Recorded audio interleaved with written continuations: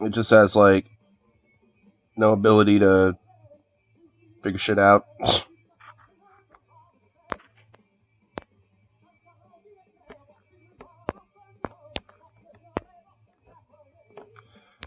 Ay. And I guarantee you now there's like 2 of these stupid fucking streams going on now, isn't there?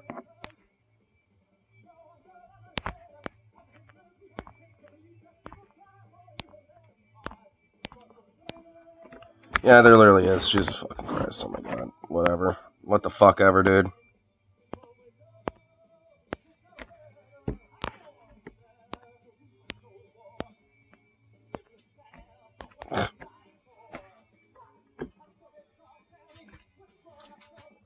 Dude, why does Streamlabs not, like, fucking just, like, keep going on with the, like, regular fucking stream instead of just, like, starting a totally new fucking one?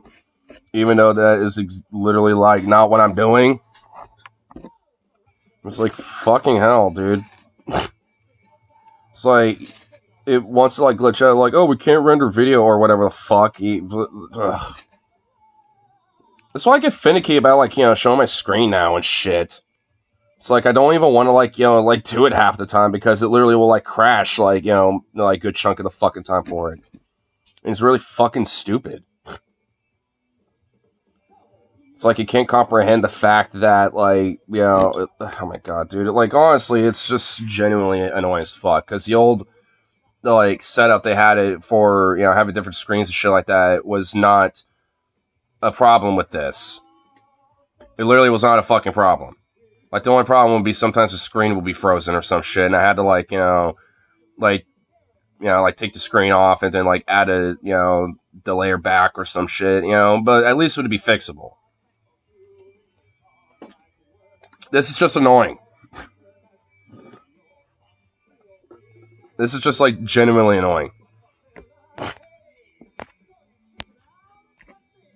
You know what, I guess I'm gonna have to do this.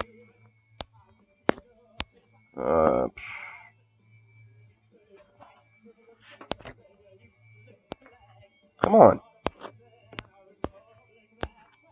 I am clicking an app to pull up here. Thank you, fucking phone. Okay, hold on.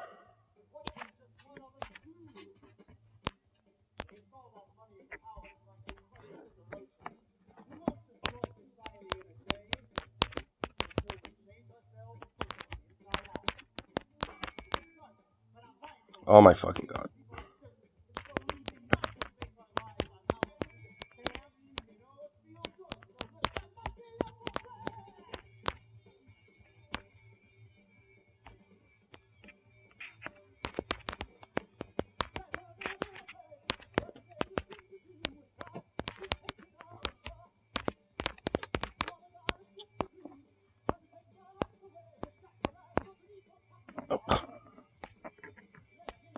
Man, this phone's kind of finicky sometimes. Man, the keyboard is not really as good on this phone, I've noticed. Like, the spacebar doesn't like to cooperate all the time. It really makes it a little annoying to try to send a fucking message.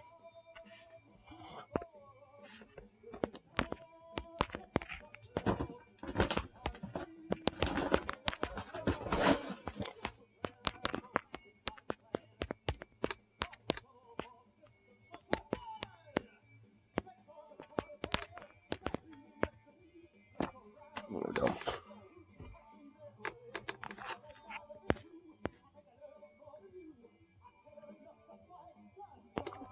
Dude.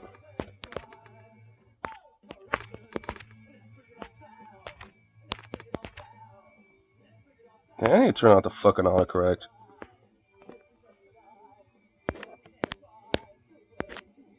I keep needing to do that. Fucking autocorrect, dude. Man. The Streamlabs is just really annoying with this, like, bullshit sometimes. I guess it's not really as a recurrent problem, but Jesus fucking Christ, it's still annoying when it happens. And it's like, this wasn't an issue until, like, these more recent updates with the fucking app. Like, because now instead of having just, like, different layers I can kind of go back and forth with, now I have to, like, set up totally different fucking, like, you know, like, scenes, basically. So one's without a screen and one has to be one with it. And it's just so fucking stupid. I thought you were confessing that you were the one who kept sabotaging your own streams. Why would I honestly do that? I wouldn't do that, no. Like, I mean, I don't want him sabotaged. That'd be horribly annoying. I was gonna go be like, I knew it, you bastard.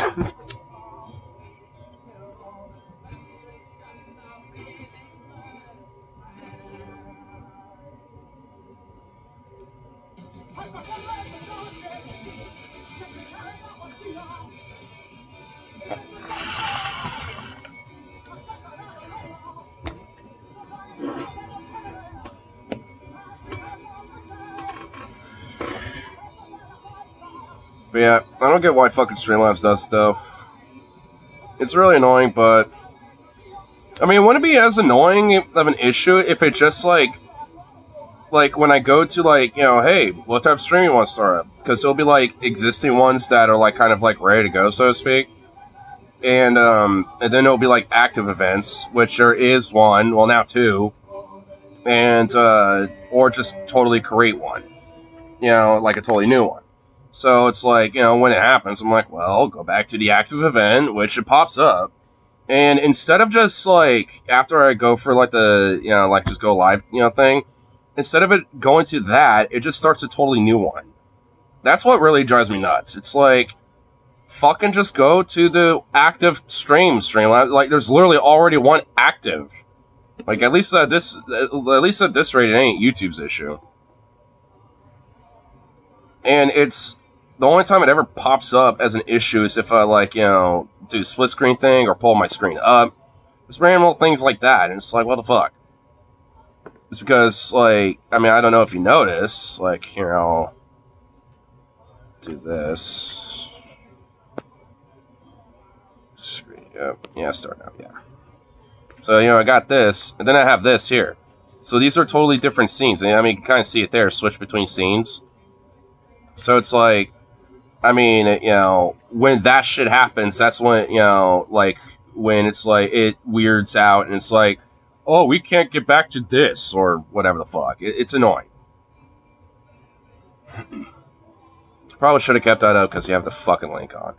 Because I don't want to do it, so, like, too often at once, because I notice if I do it, like, you know, like, change screens and shit like that, like, you know, like, after a certain amount of time, like, so often, you know what I mean? And it's just like, and I think that's when it happens the most. Like, if I keep it kind of spaced out, I think it's fine. I have no idea. I'm opposed to it, but it's kind of like adding lettuce to a burger. Just not really a reason for it. Pasta belongs on pizza, question mark. I mean, that's just more unneeded carbs, though. Like, you already have the carbs of the dough, of the bread. Like, you don't like, I mean, it just seems really unnecessary. I mean, yeah, like you said, I guess I'm not necessarily opposed to it, but I want to make a pizza like that.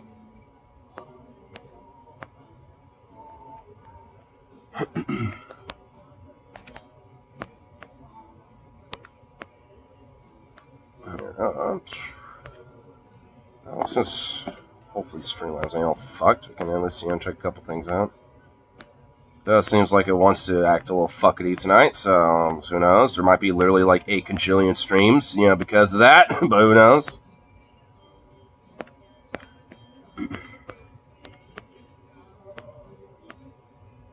Fired. We got one pitch Spider-Man. The cat just walked into my work, and I'm pretty sure it fired me.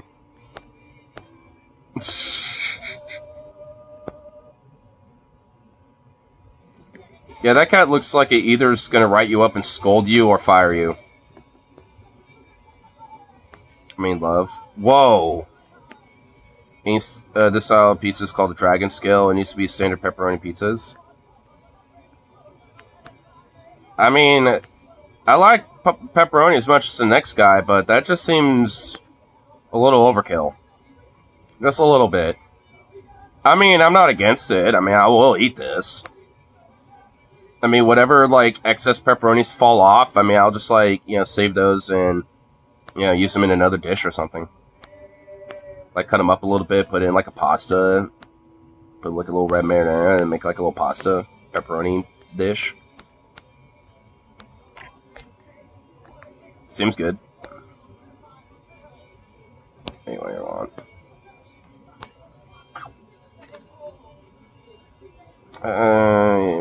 Fuck off. I'm keeping it up. I don't trust Streamlabs enough. At least not right now. So we'll just look at that. It's collage of epic artwork on this album.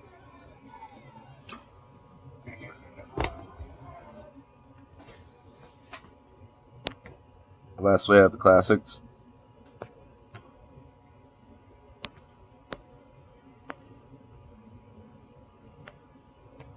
Nice. Nice. Don't have the urge. I don't trust this app right now. So now we're looking at this other album cover.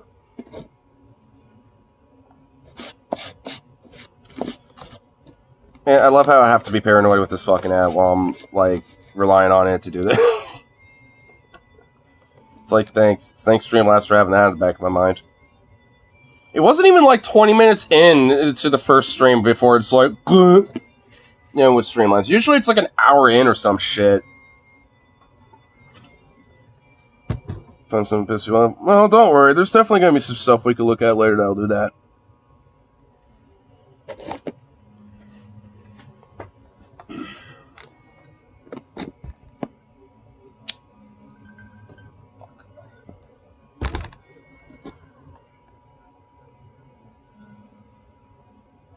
Also, I wouldn't necessarily say I'm, like, overtly, like, happy. I'm just fairly content.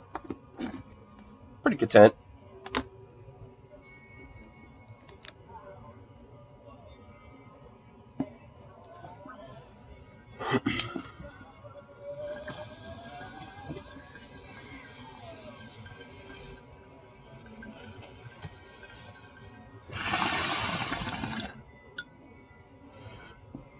Found it.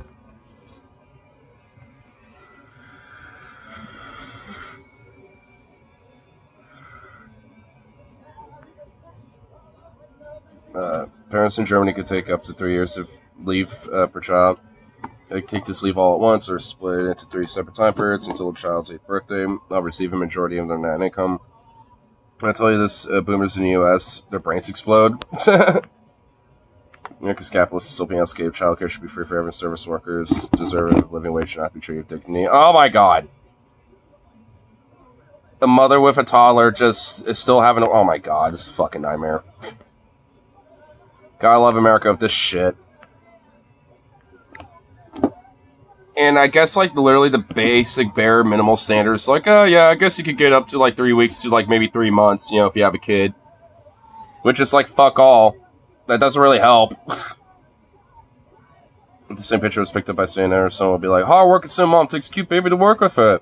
And then it turned out she donated her days off to a sick co-worker.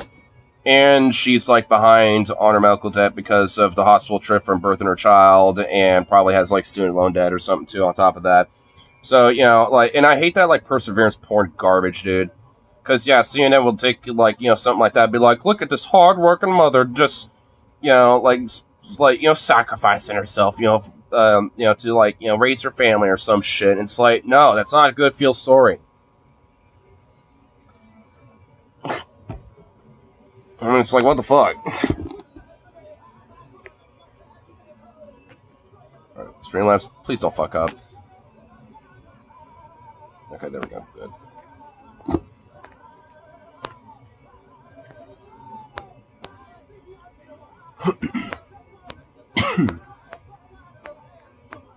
Yep. You know, I want to see what, you know, little thing can pull up here. So I noticed at least a couple things we could look at here.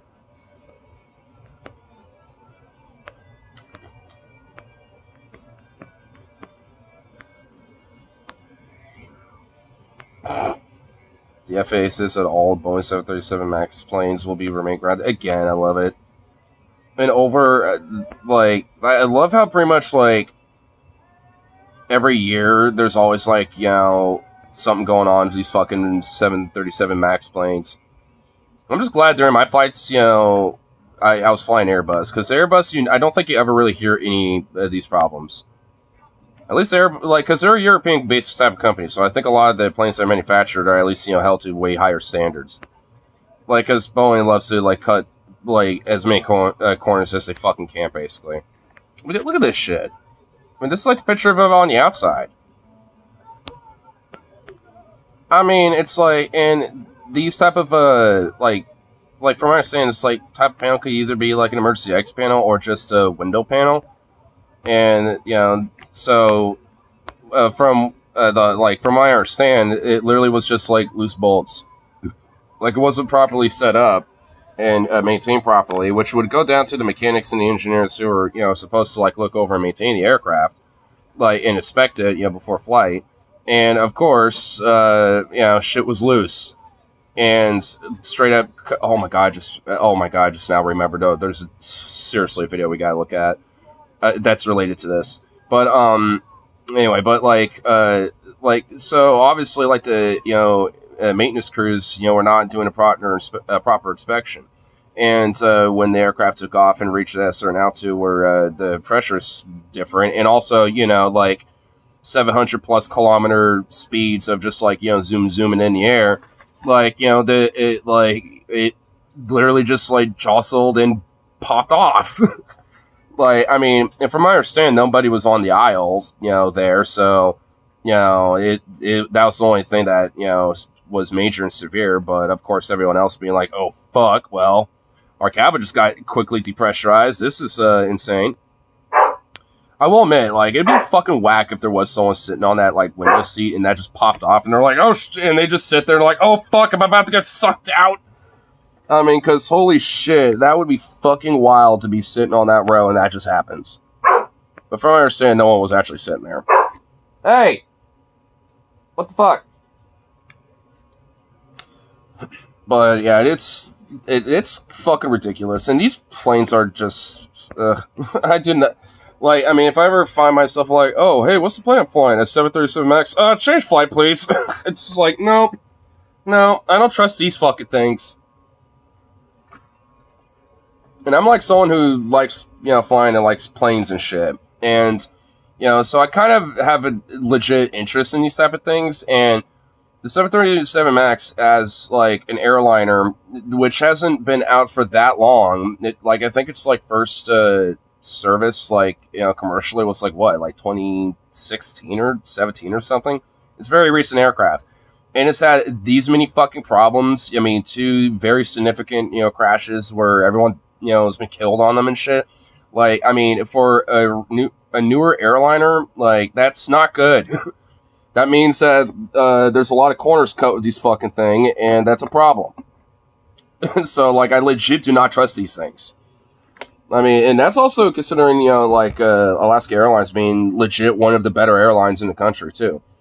So that also kind of indicts them because, evidently, they're not, their maintenance crews and their, ground operators are not exactly looking over their aircraft efficiently.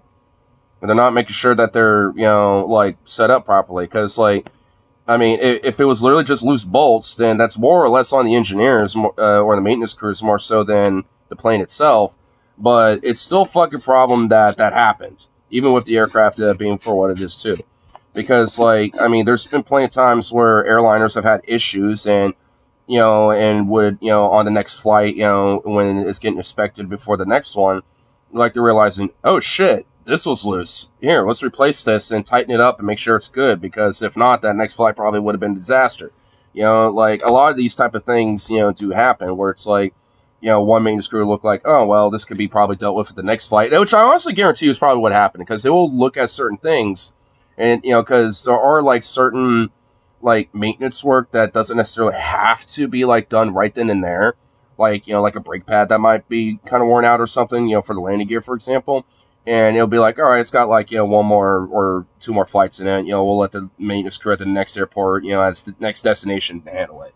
It'll write that off as, to be maintained at the next, airport or something like that.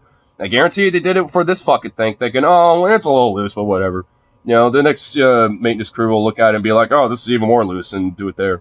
They probably thought that, and, well, no, they should have been the motherfuckers to be like, yeah, maybe we should replace it. So that's also kind of an indictment on them as well. and maybe they're overlooking too many fucking things to where it's detrimental to the passengers and to the crew on board as well. Because I mean, these planes already have a problem with falling out of the sky, so it's like we don't need other reasons as to why that's happening. Like, I mean, it's just like, good lord. And I do say that there is actually, unironically, a hilarious video about this. Because it's, honestly, it's the most hilarious thing ever. Like, it really is. I'm not even kidding. So, hold on. Let me find it for you. So on Streamlabs doesn't fuck up if I bring the screen back up.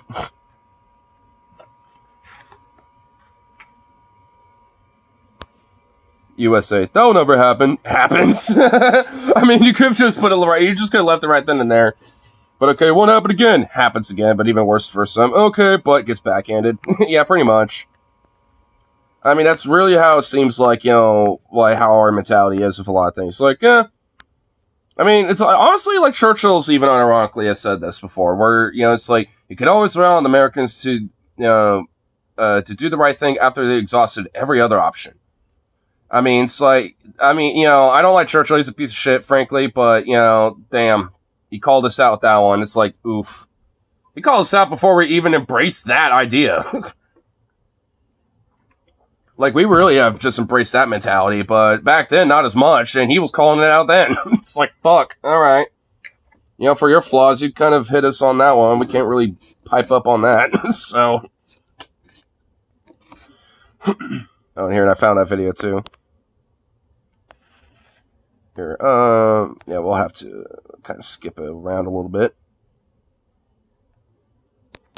Nope, you're still wrong. We see this country doing the right thing?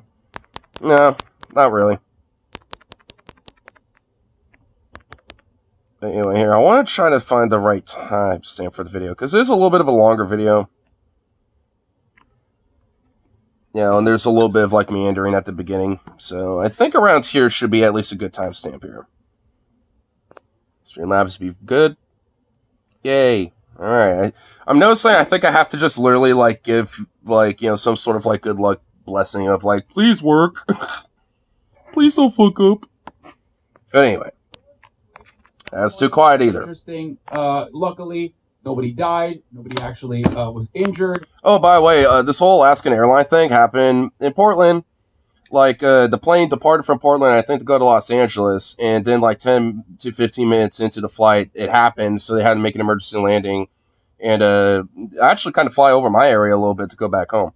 It was in the middle of the night, and I'm sure, I probably was working or some shit, so I never saw it, but, I wouldn't be surprised, honestly, if, like, if I were to look up, I just saw this, like, this airliner going a more unusual route, in comparison to what I'm used to seeing, because there's at least, like, 2 or 3 different, like, airline paths, that are over me-ish, and then, that come from the south to the north, and then there's at least, like, 4 or 5 that come from, like, the north to northwest-ish area, to, like, the, just kind of general south to east, area. And a lot of it's just because of, where PDX is, and how the airport, how the runways are, set up at Portland International, because the runways go from east to west. There's one short runway that goes from north and south and shit, but that one's not really used for commercial airline purposes.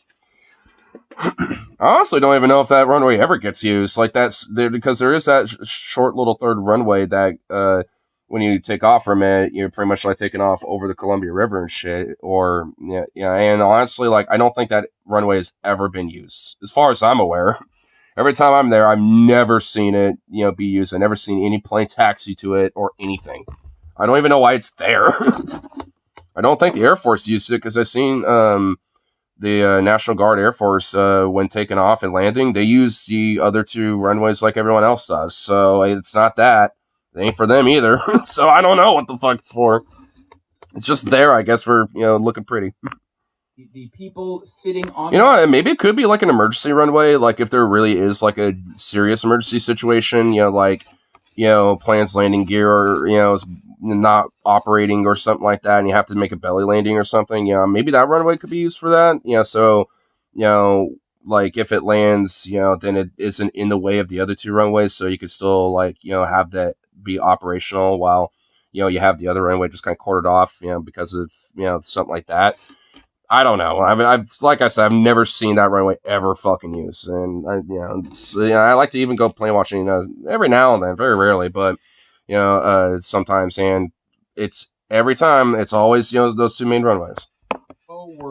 PDX is a really fucking cool ass airport, though. Like, there's actually a lot of fun little spots to go plane watching around here. Incidentally, not on that flight. Okay. Now you say not a door, an actual panel. It's a panel where there is supposed to be a door. The Alaska Airlines is not using it as a door, however. So technically it is a panel.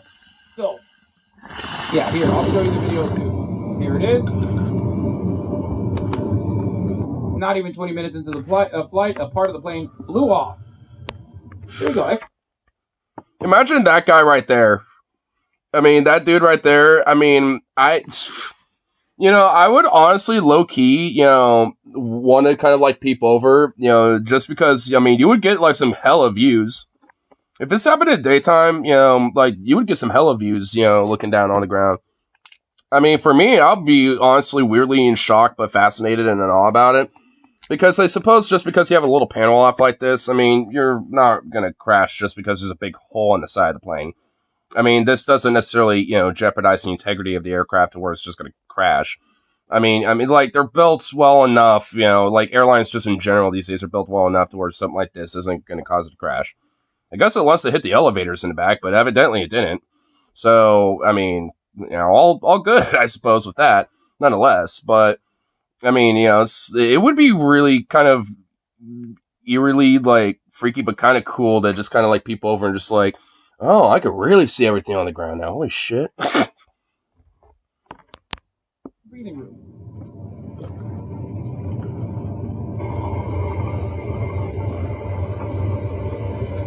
Now, it's an emergency exit door. No, it's not. It is supposed to be an emergency exit door, and in certain airplanes, it can be used as an emergency exit door. On this plane, however, this airline is not using it as an emergency exit door. So I kind of like how this, like, 737 MAX is basically like a build your own.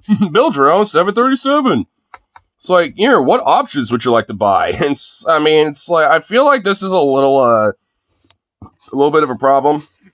Like, I don't feel like you should just have, like, some bare, like, foundation of a plane where you need certain components, for it to work, and if you don't order those things, you have problems. Because that's what happened with the first two crashes. Like, the airlines bought the aircraft without, like, the proper computing systems that were, like, add-ons that were actually supposed to be a part of the fucking thing. And the airlines didn't buy those, so it's to be a part of the aircraft and shit. So when the main computers, like, kind of glitched out, the ones that they were supposed to have and shit weren't there. So, basically they fundamentally lost control of the aircraft because, the systems in it went fucking haywire and crashed. Like, I mean, and I don't know if that issue has ever been resolved. I would hope. But, I mean, knowing Boeing, probably not. They probably did it for a little bit, but, the public doesn't really, have a big spotlight on as much anymore, so. Correct on that. Okay? There is no door there. There is no door there. It's just simply a panel. Okay? Now, I am not an aviation expert. However, I do know many aviation experts, some of which I did consult. Why did I do this? Because I wanted to see whether there was any veracity to the claims being made by Tim Pool here, claims that I also saw Elon Musk also hype up after I noticed that, like, this... So, yeah, this is why we're watching this. Tim Pool, dude. Let's leave it to Tim Pool to just, like, drop a banger of a theory, bro. What do you think could have caused the panel to, broken off? Using Tim Pool logic here. Because obviously Occam's razor is improper maintenance and, inadequate quality, aircraft production when it comes to these MAX aircraft and shit, Obviously it's that, but, let's detach ourselves from reality because we're using Tim Pool logic. Hey, we got the beanie for it, too. What do you think it is? Regulation. No.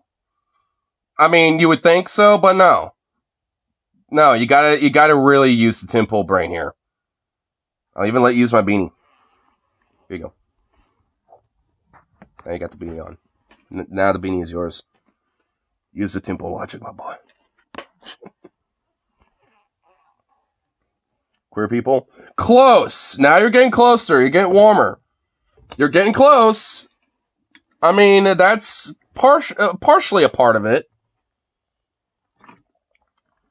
You're definitely, like, you know, near the trans. I mean, well, yeah, but you haven't really got warmer or colder. It's diversity, equity, and inclusion. DEI programs and shit, dude. It's basically like, it's literally just unadulterated, just like racism. And just like these, like, LGBT black women's, you know, getting into things and shit. It's that. So, I mean, that's why I said you were close, but it's a little bit more broader than that. If anything, it's more because, oh, black people are flying, you know, planes and shit. I mean, you know, but well, let's hear his fucking thing, because how he couches it is ridiculous. It also just shows what he really fucking knows, because he's an immense goddamn idiot. Story was being presented as yet another way that black people are actually dumber than white people. So let's take a look at what the real responsibility, who the real responsible parties are in the Boeing Alaska Airlines 737. Is it capitalism? Is it cost cutting? Is it corner cutting? Is it an endless profit-seeking structure that has created worse and worse products? Or is it simply a hypothetical black pilot who's just much dumber than a white pilot? Well, let's take a look. Was erased. The question is why. Now, they'll come on and say, oh, it was just an accident. It was an accident. But I wonder if there's actually some malfeasance in that right now it's an argument that the planes are no good. Following this report, we've got new information that loose bolts are found on door plugs on grounded United Airlines Boeing 737 MAX 9 jets. These door plugs are areas of the plane. They're not emergency exits. They're optional. Some they do use, some they don't. I'm wondering how much of this is actually the planes are bad, or are we looking at a diversity hire problem where we have these pilots who are incapable of doing their jobs?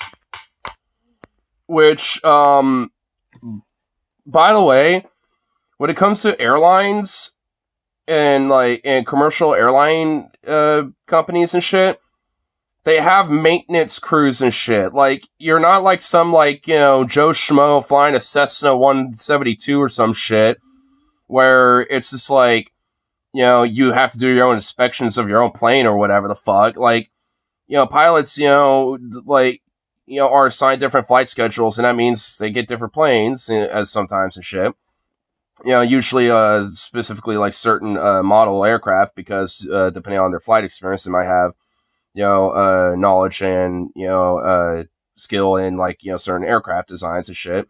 Like, I mean, a lot of, you know, pilots, you know, might have like 10,000 hours of flying time, but then, like, you know, like 7,000 of them might be in like the 737, and then like 3,000 are like smaller aircraft or some shit like that. But nonetheless, like, you know, it's, you know, based off of shit like that.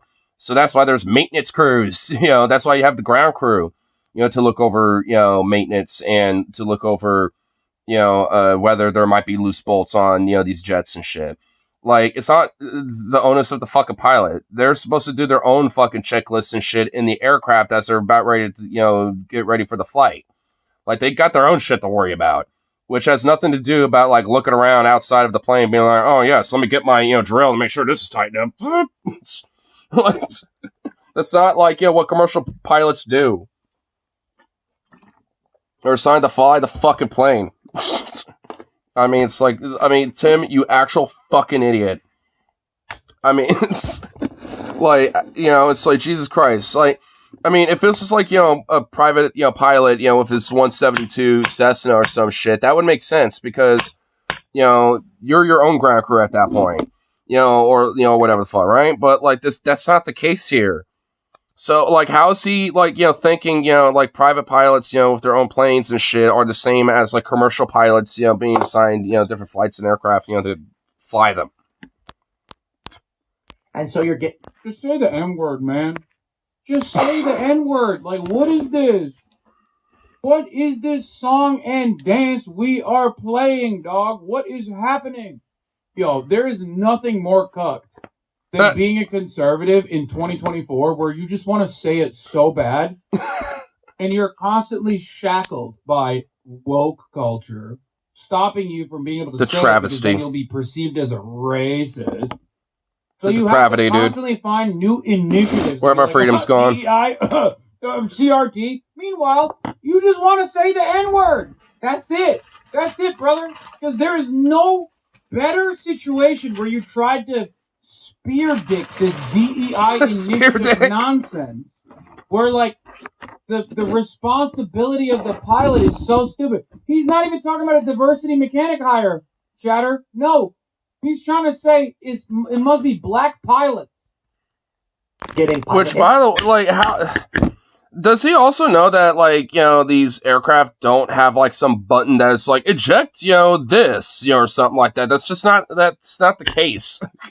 Like, and also when it comes to those like panels or doors, depending on how they're set up, like, I mean, like those controls are on the door itself, like, you know, a door. It's like, I mean, I literally have, like, you know, sat close enough to the front, you know, of these planes where I'm seeing, like, you know, the flight stewards and shit, or stewardesses, you know, like, close it themselves and lock it up and all that, because it's oh my god, it just, again, shows how fucking immensely stupid Tim Pool is. Like, he doesn't realize that, like, the pilot doesn't do any of these things. Nor do they have these abilities. Was pressurized in. No. It gets so much dumber. Please. Jobs. And so you're getting pilot error. Maybe the cabin was pressurized incorrectly, causing the door to blow out. They're then yelling in the cockpit, "What did you do? What did you press? Oh no, I pressed the wrong button." And then they realize we will get in trouble and be sued if people find out what we admitted to here. So they erase the black box voice recorder. So then it's oops, we have no idea. It must just be the planes are no good. I love that, dude. I love that. Dude, the conspiratorial insanity that he's trying to couch for basically overlooking of proper maintenance of a fucking plane is just immaculate, bro. It is just, I am legitimately, like, in awe of this, honestly. Like, how legit fucking cuckoo for Cocoa Puffs must you be to unironically think that, like, you know, there was just, like, some, you know, mysterious button to where you could just, like, pop off, you know, panels or something, and, you know, you gotta remove the black box and somehow, like, you know, just wipe it clean, you know, like, and on top of that, fucking, I mean, it's like, what the fuck? I mean, it makes less sense, you know, than just simply like, oh, you know, maintenance, you know, was just fucked up. I mean, it's like, good fucking lord, dude. I mean, it's like, the conspiracy brain of conservatives just astonishes me. It really does. Because, like, how in the fuck, like, do they come to these conclusions? Like, where does this come from? So much. I love that. He's like, what if it's a DEI pilot and they accidentally hit a button? There's just that big old eject the door button there, okay? And they hit it, okay? And then all of a sudden they're like, oh no, dude, I hit the eject door button. Stop! And then the other pilot's like, no, dude, as black pilots, we're so stupid and worse than white pilots, and you're also a gay woman black pilot. Oh no! We just said it on public record. What do we do? Like, that's what happened. Like, in his mind, this is the events that unfolded. So I looked into it, right? Like, I wanted to understand if there is any physical way that panel could have actually gotten yeeted as a consequence of pilot error, okay? And the answer... Liston used a cigarette excuse. Now, I went down to the gas station to get myself 5 on diesel, $20 scratcher, pack grizzles. That's what I did. I went to get myself $5 on diesel and $20 scratcher, pack grizzles. You know, it's going to be the blackest of black of bond water. No, I'm not. Why is it whenever I see you in a chat, it's like nothing ever related to anything that I'm, you know, discussing? is no. So if he was talking about DEI, you could have probably said black mechanics are getting hired due to DEI. You could have said, I don't know, Boeing is hiring more black and brown engineers as a consequence of DEI, and they're bad at their jobs. Like, even then, I'm teaching you how to be better at racism, dog. You could have done a better job. You're not even trying. I mean, honestly, that's what makes it so extra retarded. It's like, I mean, if you wanted to use this fucking argument, like, when it comes to this, like, DEI, bullshit, like, I mean, he could have been like, oh, well, you have, like, these, engineers and blah, blah, blah, and all that type of stuff, but it's just like, I mean, but it's just like, these damn black people, just are incapable of, understanding how to properly work a maintenance aircraft, and maintain an airplane or whatever the fuck. It's just like, that would honestly legit make more sense. And at least, we'll, like, be in line with the actual story, so to speak, but Simple can't even do that because he's too much of a fucking dumbass. I'll diverge shit, but at least I'll give my 2 cents about what's going on. Yeah, Venom, what the hell? Be more like Rose. Be more like a Rose on this one, sir. Shit in nasty water for $20, like the labor hoe you are inside. No, not for $20. You gotta give me way more than that.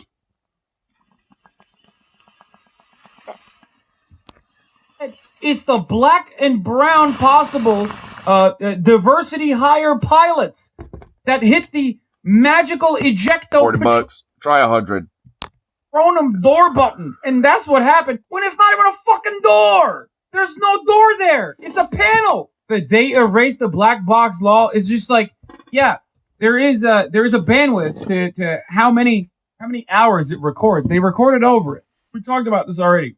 By the way, we don't even know if the pilots are black or not. Like, that's the other part about it. We don't even know if they're DEI pilots. What if they're white? But I mean, honestly, it doesn't even matter. Like, if anything, like, the pilots should actually be fucking, like, celebrating in a sense because they're able to, keep control of the plane and act accordingly and land it safely. And no one was hurt. Like, I mean, so, all in all, like, they should be kind of celebrated regardless of who the fuck they are. I mean, it's like, they, did their jobs accordingly and kept their cool and, worked shit out. Made things, all fine dandy at the end of the day. It doesn't matter, okay? I mean, I'll give Alaska Airlines that. Like, their pilots are actually good. I mean, I would expect them to, at least. I want, my pilots to be good.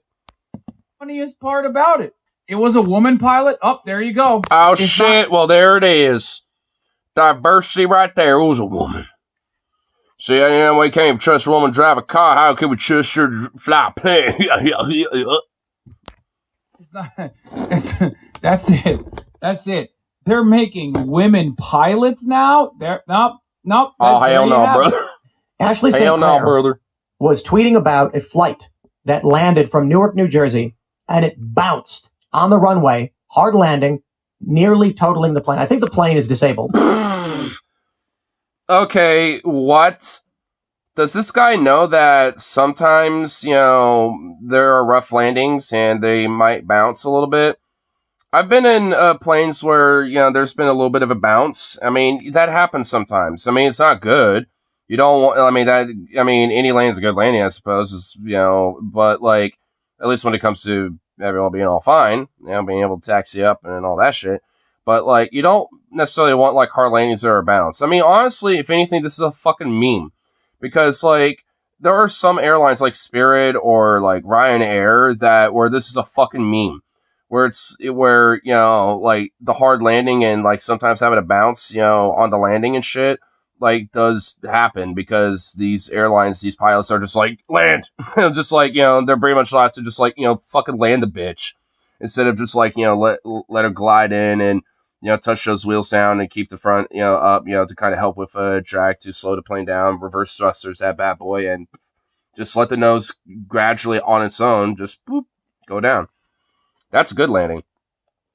In fact, actually, I mean, I'll give credit to this airline with, like, the United Emirates airline. Like, they fly their planes with, like, fucking angelic grace. Like, those planes are just, like, just perfect butter. It's just, like, it's smooth as butter, dude. It's like, bruh. I love it. What did I tell you? Can't trust no bruh behind a fucking wheel. That's why I crashed, you know. Actually, there was an investigation turned out her mechanic didn't fix the brakes properly.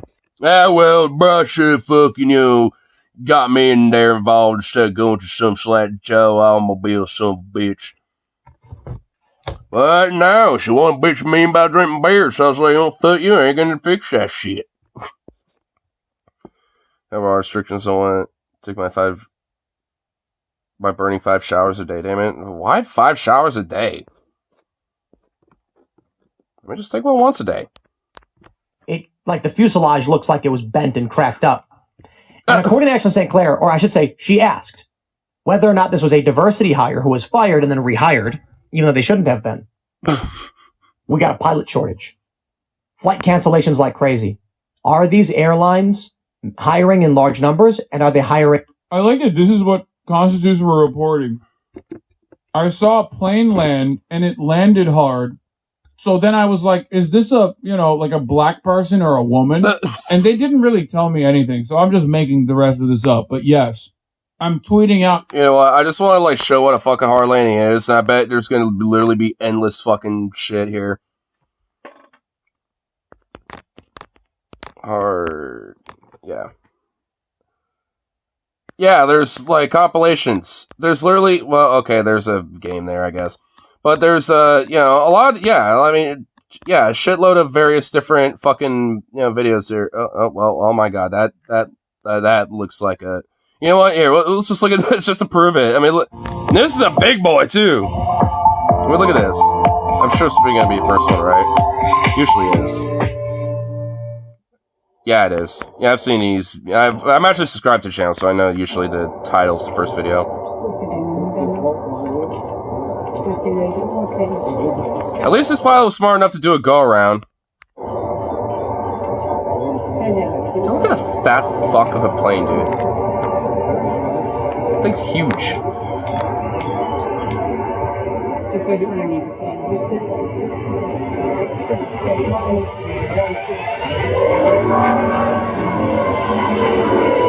Well, those engines sound fucking intense. It's like, whoa, dude. I mean, that didn't even look that bad either. At least, on the ground. Because it looked like it was kind of doing this a little bit. But, I mean, it looked like it could have landed it. But didn't want to take the risk. I mean, see, at least that's a good pilot. It's not even a full-on hard landing. Wait. Let's at least just look at, like a legit hard landing, though. Here, we'll just... Oh, here we go. Right. Yeah, right. Oh. Too far back. There we go. Oh, another big boy, too. Let's watch. And this is definitely... I can already tell this is looking a little rough because of the weather. Ooh! Oh, see? Oh, it bounced. Oh, shit. It bounced. Oh, shit. Diversity high. Ladies and gentlemen, that right there is some woke diversity high shit. Plane bounced. Hard landing and a bounce. Never mind, it's bad fucking weather. No diversity high. I'll tell you what, ladies and gentlemen. Ladies and gentlemen, we got ourselves diversity high. Logic of Tim Pool, dude. Logic of Tim Pool. Because unironically, I bet your ass he would see that video and be like, oh yeah, see? A good pilot would have, even bad weather would have been able to, have that smooth, but no. It bounced, so diversity high. Ooh, it had a little extra mini bounce there, too.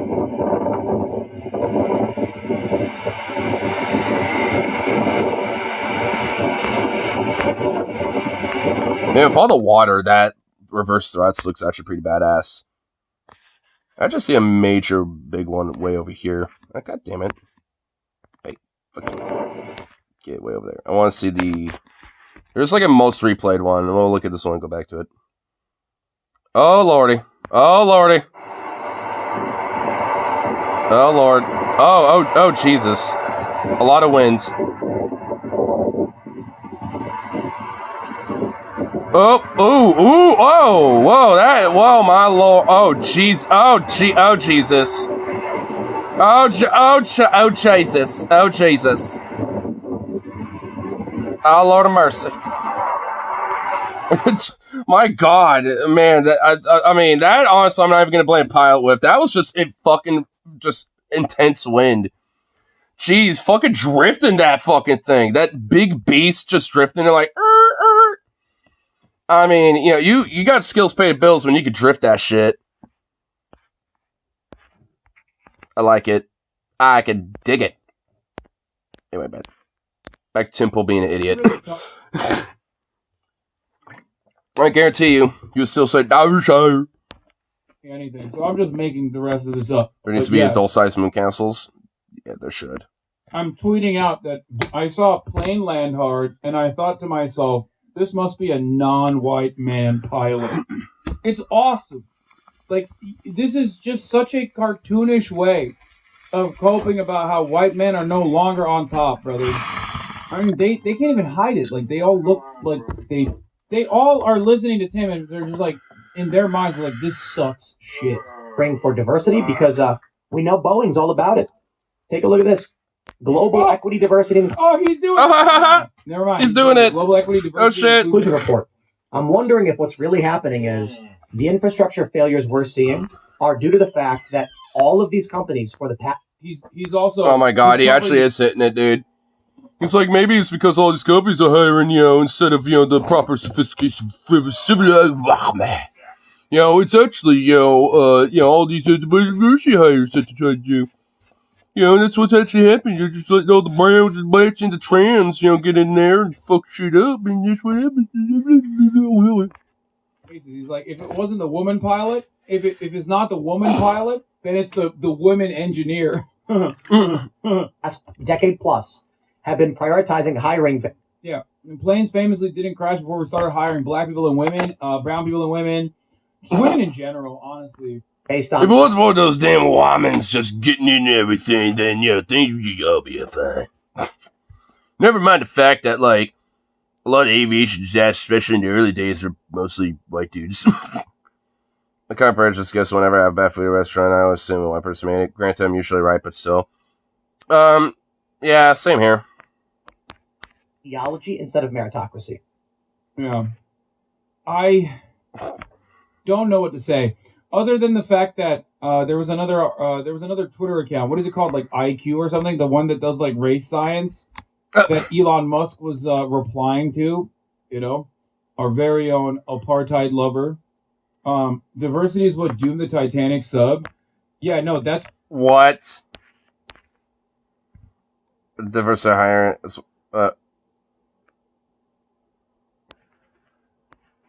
What? This is literally the Titanic's sub tour thing was literally because of the CEO, a white dude.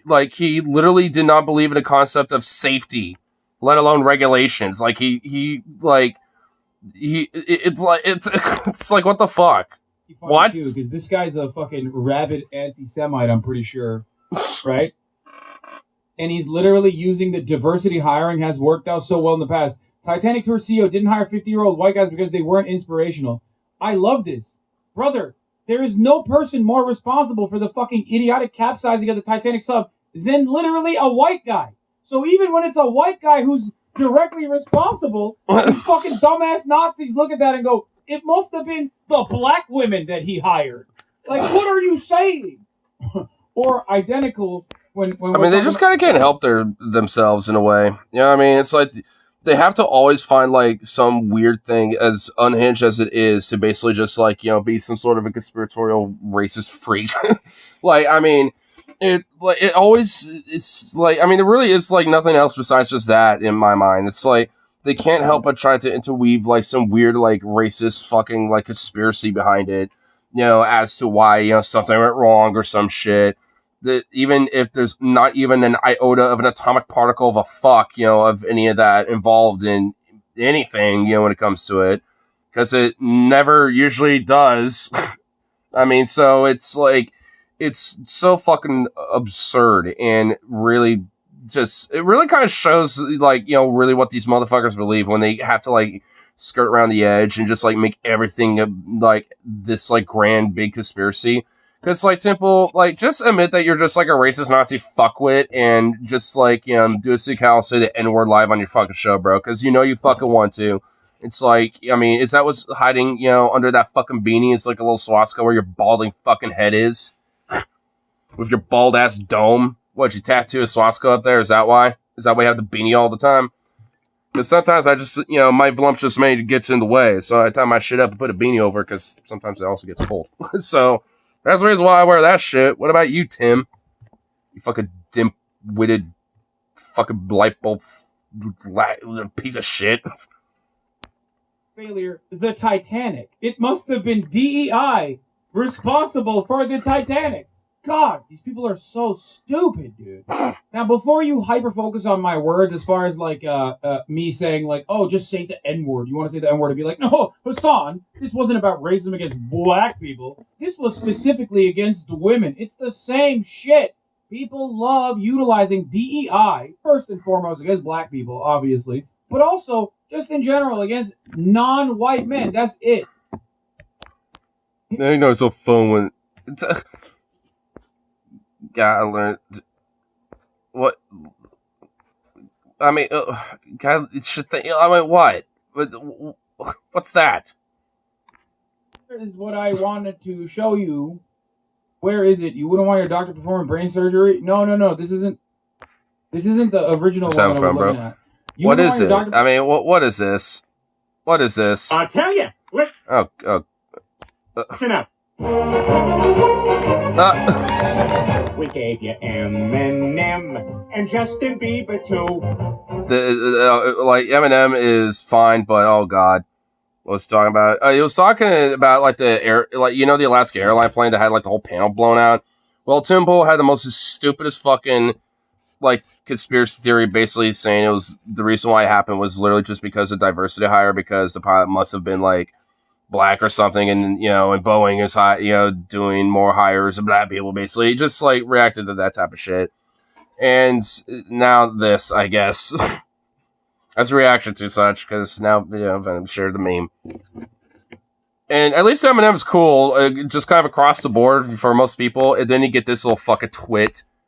It's like we're not even, you know, like we reject Justin Bieber here. We reject him. Even though they dress and try to talk like you, the music of Taylor Swift and clothing from J. Crew and John Heder, also half of Derek Jeter. Add to that a fleet of soccer moms. No one wants to fuck his soccer moms. Into their yoga tights. And so for all this awesome, neat, wonderful stuff, you know you don't. Did I just see the Cleveland shows like shit over there? Thank the Lord, you thank the whites. Thank the wife, you know you don't thank the Lord. And it looks so gross and nerdy. Gave you Breaking Bad and all the songs by Creed, all the cast of Friends. Like at least Creed has a few good songs. I mean, I mean, who doesn't like, you know, at least some Creed? I mean, what? And trash like Tara Reid, a virtual world of porn, so you can spill your seed. Friends is garbage. Friends is garbage for everybody. No one likes Friends. I have yet to meet anyone who actually unironically likes Friends. I don't like Creed. I hate Creed. There's at least like 2 or 3 songs, you know, that I think are okay. So that's why I say at least some. I don't like Creed. I hate Creed. Oh, okay, Jesus Christ. I didn't say, like, you know, all of them or most of their shit. I said, like, some songs, like, you know, like 2 or 3. I didn't say, like, just, oh my god, whatever. Leggy blondes with tiny asses. Mom's like, friend. Your mom doesn't count. Never mind, whatever. Now we're just really getting too semantic about shit. Sports and fancy coffee too. Energy efficient lights. And so for all this awesome, neat, wonderful stuff, you know you do. Okay, alright, you know what, whatever, we get it. Alright, we get it. Family Guy musicals, because goddamn fucking Seth MacFarlane likes that shit, because he's obsessed with them. He be an obsessed boy about it. I'm literally clicking the thing that I want to... Can we... Thank you. Really tell me anything, so I'm just making the rest of this up. But yes, I'm tweeting out that I saw a plane land hard, and I thought to myself, Has that show got Jenny to laugh at you once? Might have had a head one at one joke, but that's it. No. Like, legit, not that I can't, like, fucking think of anything. I found ironically seen people use that segment as proof that SF is racist. I mean, he's not, though.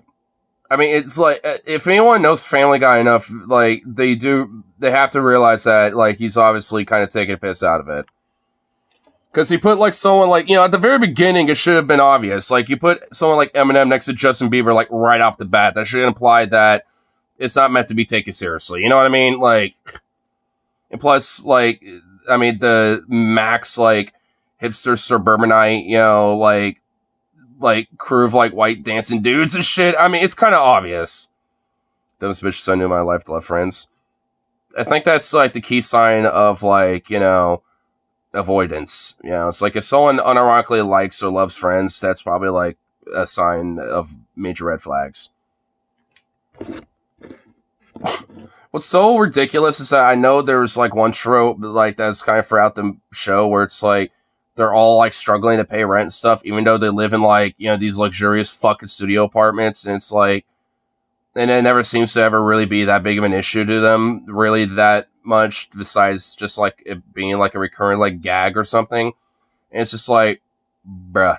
It's like, what the fuck? It should be the first day question. So how do you feel about the show Friends? I love it!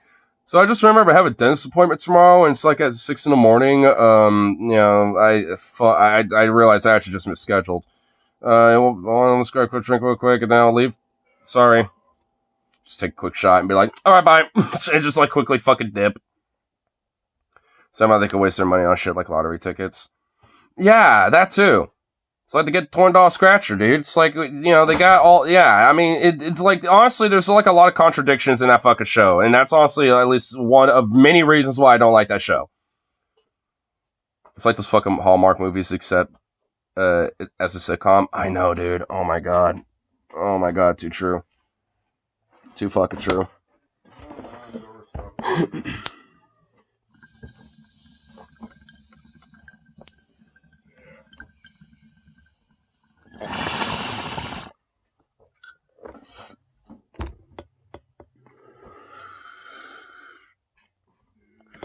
Anyway, we had fun with the airline biz. Streamlabs be good to me.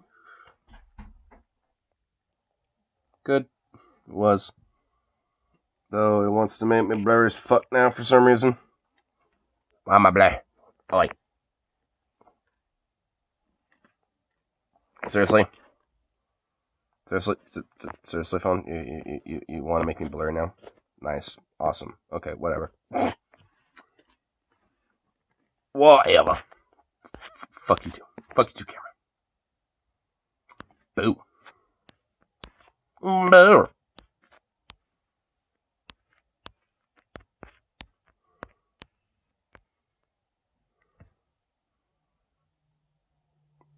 Rough on all of us. What is this?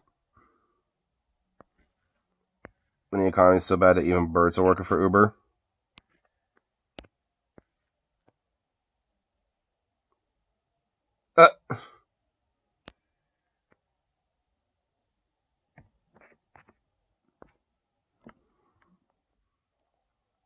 Is it implying like that little bird is gonna hop on this big bird? At least that's what I'm assuming. Jake, no. Endless. Oh my god. What? Made some chili with grillage.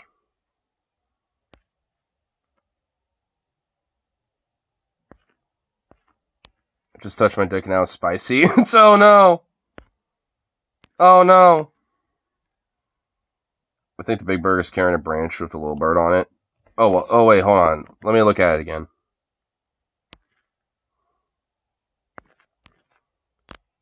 Oh my god, you're right. Yeah, it is. I didn't even really notice that at the very beginning. That's why I was really trying to take an observation, because I was like, what? I didn't even notice that. Oh my goodness. Damn. Economy that bad, huh? You know what? Hold up.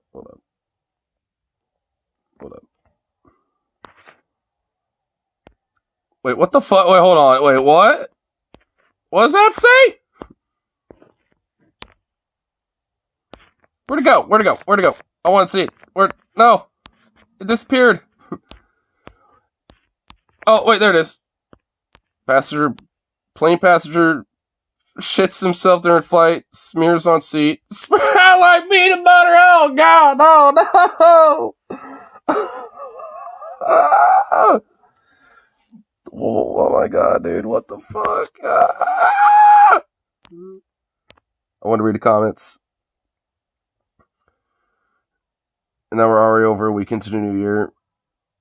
I know, dude. It's about to get 2 weeks in. Really digging the ball in the barrel stories. This is exactly the kind of thing that happens. This is exactly the kind of thing happens when things like this happen. This is what I call news. For someone who had a father with ulcerative colitis. Oh my lord. I need a PB&J sandwich ASAP. Oh god. I came within a hair's breadth of not making the restaurant on the last flight I took.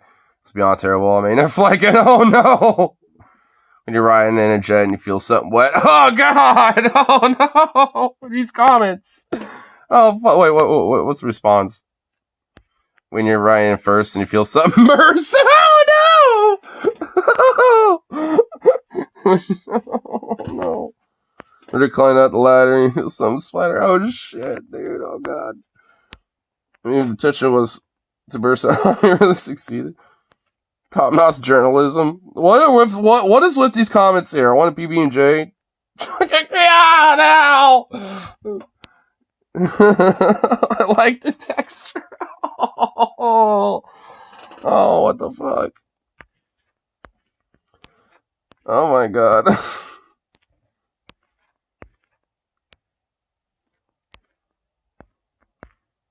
That's just terrifying. If you go down a road, try canoe 4 flat tires, 7 pancakes, just take cover dog ass. None because ice creams don't have bones in it. What the fuck? Makes sense to me. Yep. I love it. The comments on here are just amazing. You Smelta, you Delta. Oh my god, that's a really bad dad joke. Jesus Christ.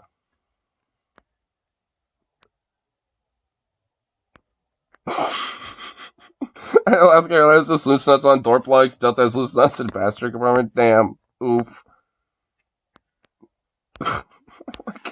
Dude, these comments. What the fuck? Oh my god, what the fuck?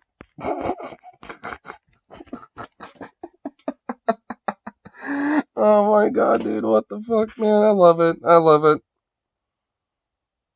It's kind of why I like seeing those New York Post community posts every now and then. There's just some top quality memery that, is just shared. And that was one of them. That was certainly one of them right there. My god. Just beautiful.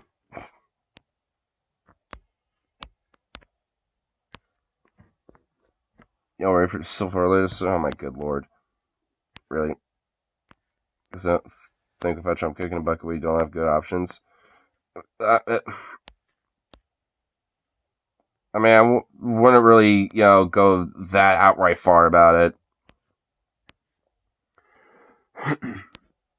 I don't really necessarily see, just an outright fucking, collapse happening.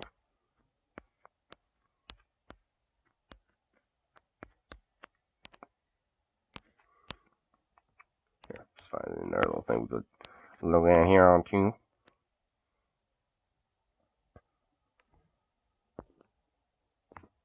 Even if you did remember switch counts, you'll be having fucking retarded things to switch randomly black gay dude. Catch people forgetting to switch all accounts by some of his Twitter fails. Dean Browning. I'm a black gay guy, and I can personally say that Obama did nothing for me. My life only changed a little bit.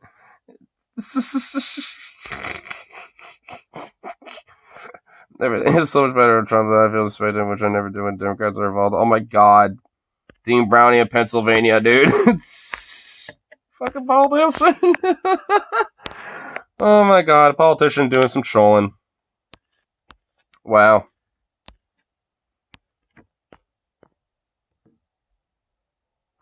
Beautiful.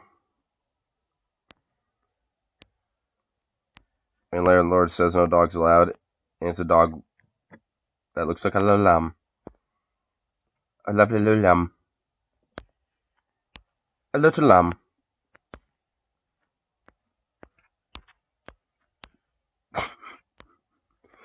You know, it would be kind of funny if there was a landlord that actually was convinced of that. It was like, oh yeah, okay.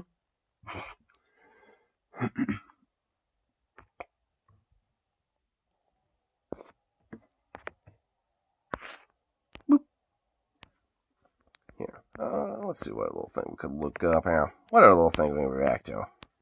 Well, I'm shy here. If I call has such problems with mile marker 420 being stolen, they changed the mile marker to 49.99. Yeah. Yeah, I know about that. Which I find to be pretty funny, to be honest. I mean, it's like, how, like, it's like, you know, they should just, like, sell it as a souvenir or something, you know? It's like, at, like, tourist shops, they should just sell them instead of just, like, you know, repeating the whole same thing over and over again. I would do it. I mean, same here. I mean, to be fair, I mean, I would too.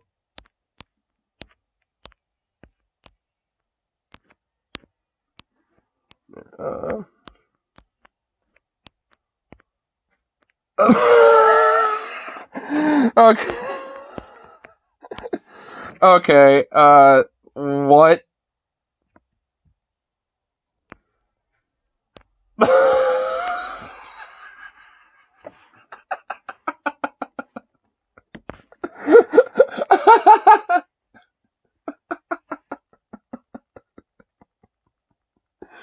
Oh my god.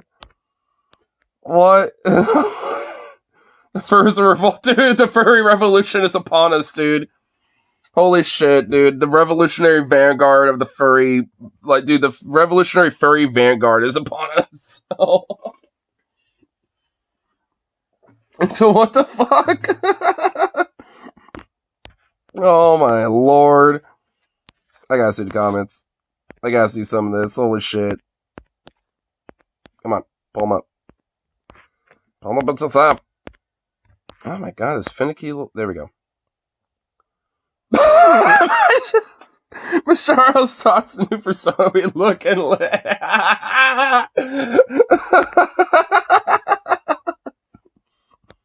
or truly brings out the animal within us. Oh shit, dude. Oh my god.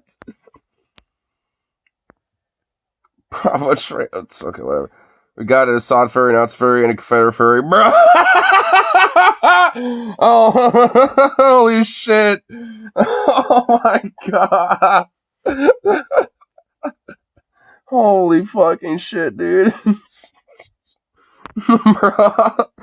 The ultra political trinity.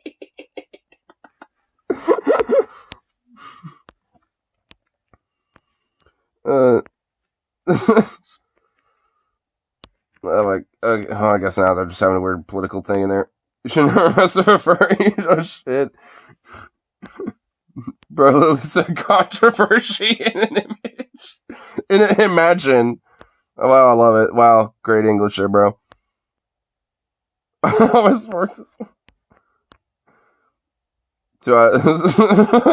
the fuck?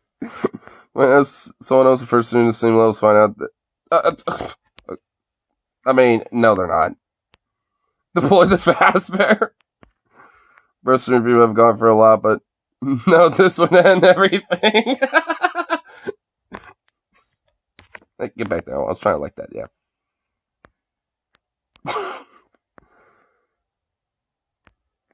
kind of controversy because his in a fictional world. A what? That would be the most normal thing a furries wrote. More of it seemed like it's really near all this guys. Because their Nerf guns ain't gonna work. Shit.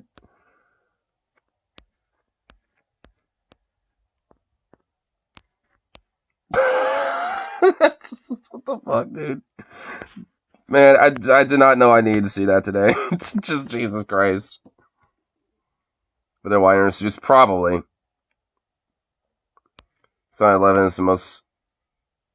This 9/11 for the most annoying people. Like, X-Twitter removed support of NFT profile pictures. Oh shit, dude. Damn. Damn, dude. Aw. Too bad, so sad. 110, never forgetty. The day they removed NFT profile pictures. Gotta love it. Gotta love it.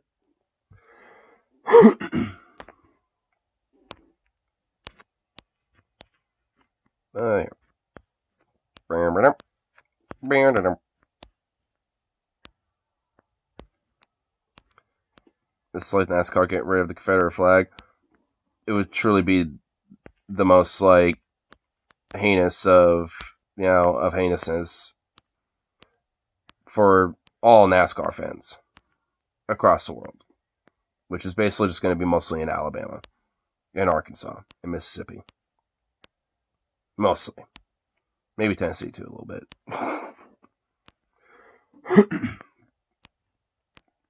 How will they ever be able to, enjoy NASCAR without a fair flag just draped over that shit? How are they going to be able to? How are they going to be able to, fathom it? I think that actually happened. Oh yeah, you're right. It actually did happen at one point, and like there was like a weird ass conniption fit over it. They've had so many fucking conniption fits. I'm forgetting some of them. Like, oh my lord. I mean, I'm not really fucking surprised to be honest, but it's just one of those things where it's like, what do you expect? Fucking sad batch of bitches. I should smoke hella weed right now. Well, maybe I don't want to quite yet. Get rid of the flag. How am I supposed to join NASCAR now? Drunk.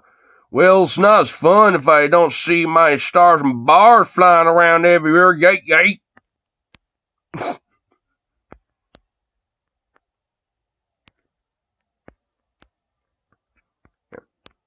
Find a little something pull up and then go bathroom. And then I guess also, smoke a bow and all that fun stuff. That's not what I want to think. Get the fuck out of here. Sick with a cold. I'm still hitting the bong. What's your excuse? Find something to pull up and go in the bathroom, come back. That's my excuse. Fuck you. What do you want? You're not my mom.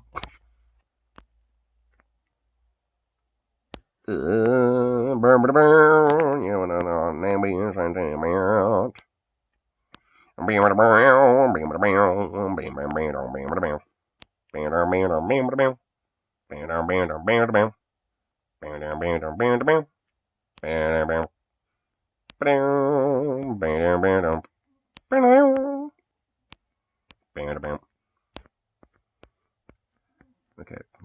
Well, that's for a day with many things on the tube. There's strangely not many things on the tube. And boom. Bear.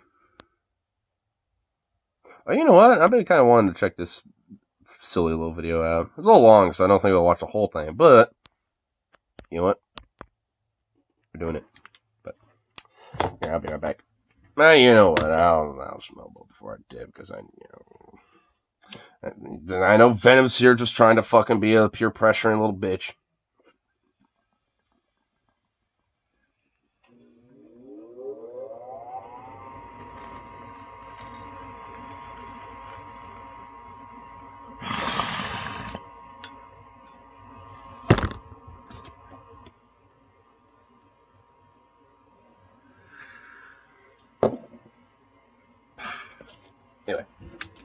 Be right back, and we'll get into a fun little video.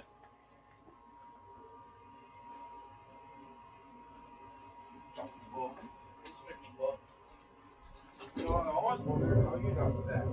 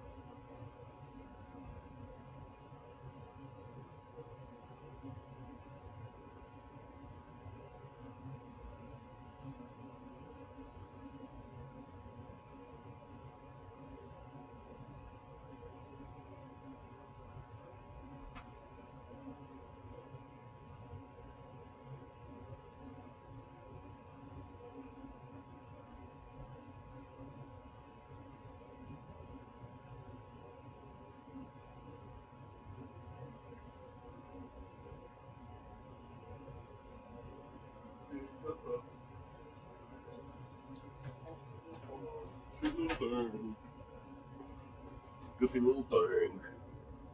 Come here. Come here. Goofy little bird. Oh, yeah. Brush, brush. Yeah. Brushing it, Goof. Lord. You are a silly little string baby. Still up, little small blood.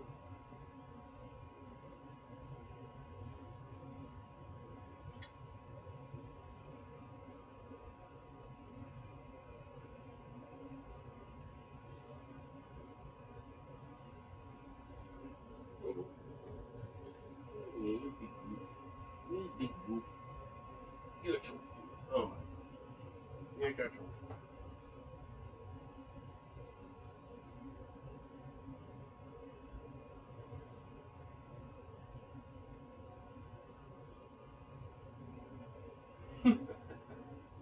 Goofball. Let's give him a little brushing. Sweet little dork. Just a sweet little dork. You're just so cute. Hey, sit in your chair. There you go.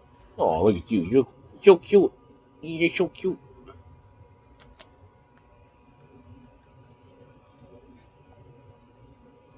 Oh, you're such a good boy. You're such a good boy. Yes, yes, yes. Look at that smushy little face. That smushy little cheek. Oh my goodness. He's just a goof.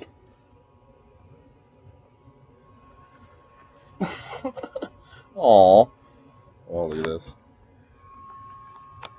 Look at him. Oh, well, you were looking all cute. You do this every time. Hey. You do that every time, bro. Every time I try to show you off, you always just do something else and do this. You big goof. What's up? Well, that's nice. Thanks. Great. Why is it every time I you want to show you off, you show yourself off? A little too much. Fucking little damn goober. What a turd. Seriously, I mean, hey, buddy, can you readjust yourself here? No? Okay, well, fuck you too. You big dork. Look at you. You're a dork. Are you coming over here to tell me what's for? Yeah, what's up? What's up? Oh my god, what a silly little butt. What? I shit a little butt. Oh, here. Let's check this out. At least some of it. Because I'm going to say, the damn liberals are taking up broads, and I disapprove of it. I do not like it. Make the case that this is actually sexism. I'm not joking. I'm going to make that case. I'm being sincere. It's not a bit, okay? Let me just... Not a bit. Okay? You can disagree with me after you've heard the argument. That's how it works. You have to know the argument. Disagree with it, okay?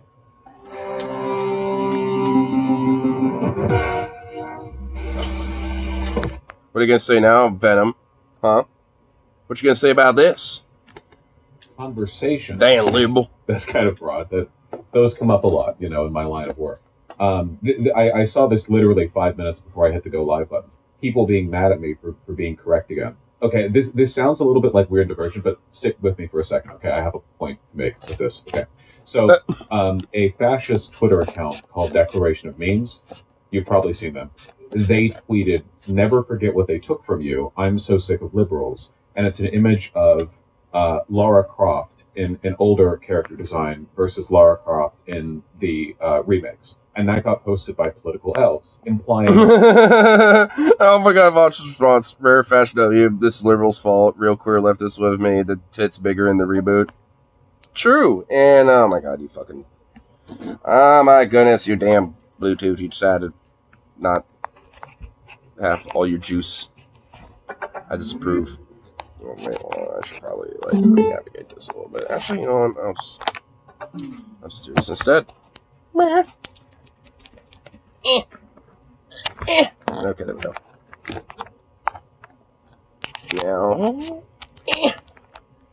Now can you see longer one? And there we go.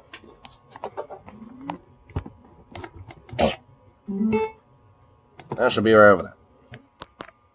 They're condemning the content of the image that they've posted. And then I replied, Rare Fash W, this is liberals' fault. Real queer leftists would have made the tits bigger in the reboot. And the booty bigger.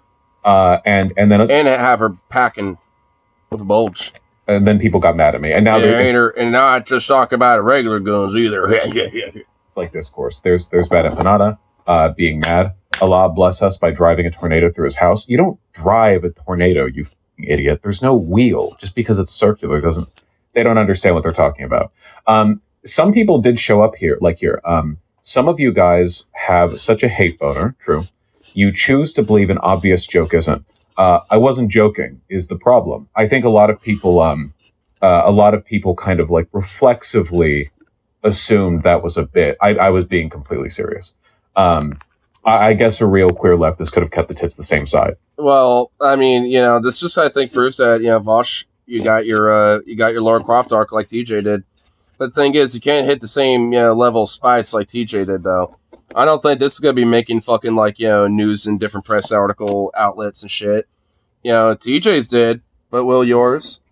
We'll be able to strike the same, you know, nail while it's hot. Good sir. I'm going to do this. I'm going to talk about this. You just sit tight for 15, okay? Some of the earliest games that I played were the original Tomb Raider games. They're so old, I wasn't even old enough to play them on my own. I actually remember, like, back when Pizza Hut used to do this, like, PlayStation 2 sponsored things where you can get, like, a little demo of, like, 5 different games. One of them was Lara Croft, and I unironically played the fuck out of that demo, dude. Played them with my dad. The point where the CD couldn't really work no more because I did. You would handle the movement on one side of the keyboard. I would handle like the mouse so that I could do like the shooting. We were terrible. I mean, it's not like my dad was phenomenal at computer games back then. I mean, this is back when Lara Croft looked like this. My understanding of why she looked like this is that at some point while making her 3D model, somebody just input the wrong number and made her breasts much larger than they were intended to be. They were like, yeah, why not? Roll with it. And then she had big tits. I don't know if that story is actually true. I mean, it doesn't really matter. But that's kind of how she was depicted in the marketing, you know? This was how she looked in the box cover. See? I mean, and yeah, the thing is, they look both fairly accurate. I mean, it's, I don't know.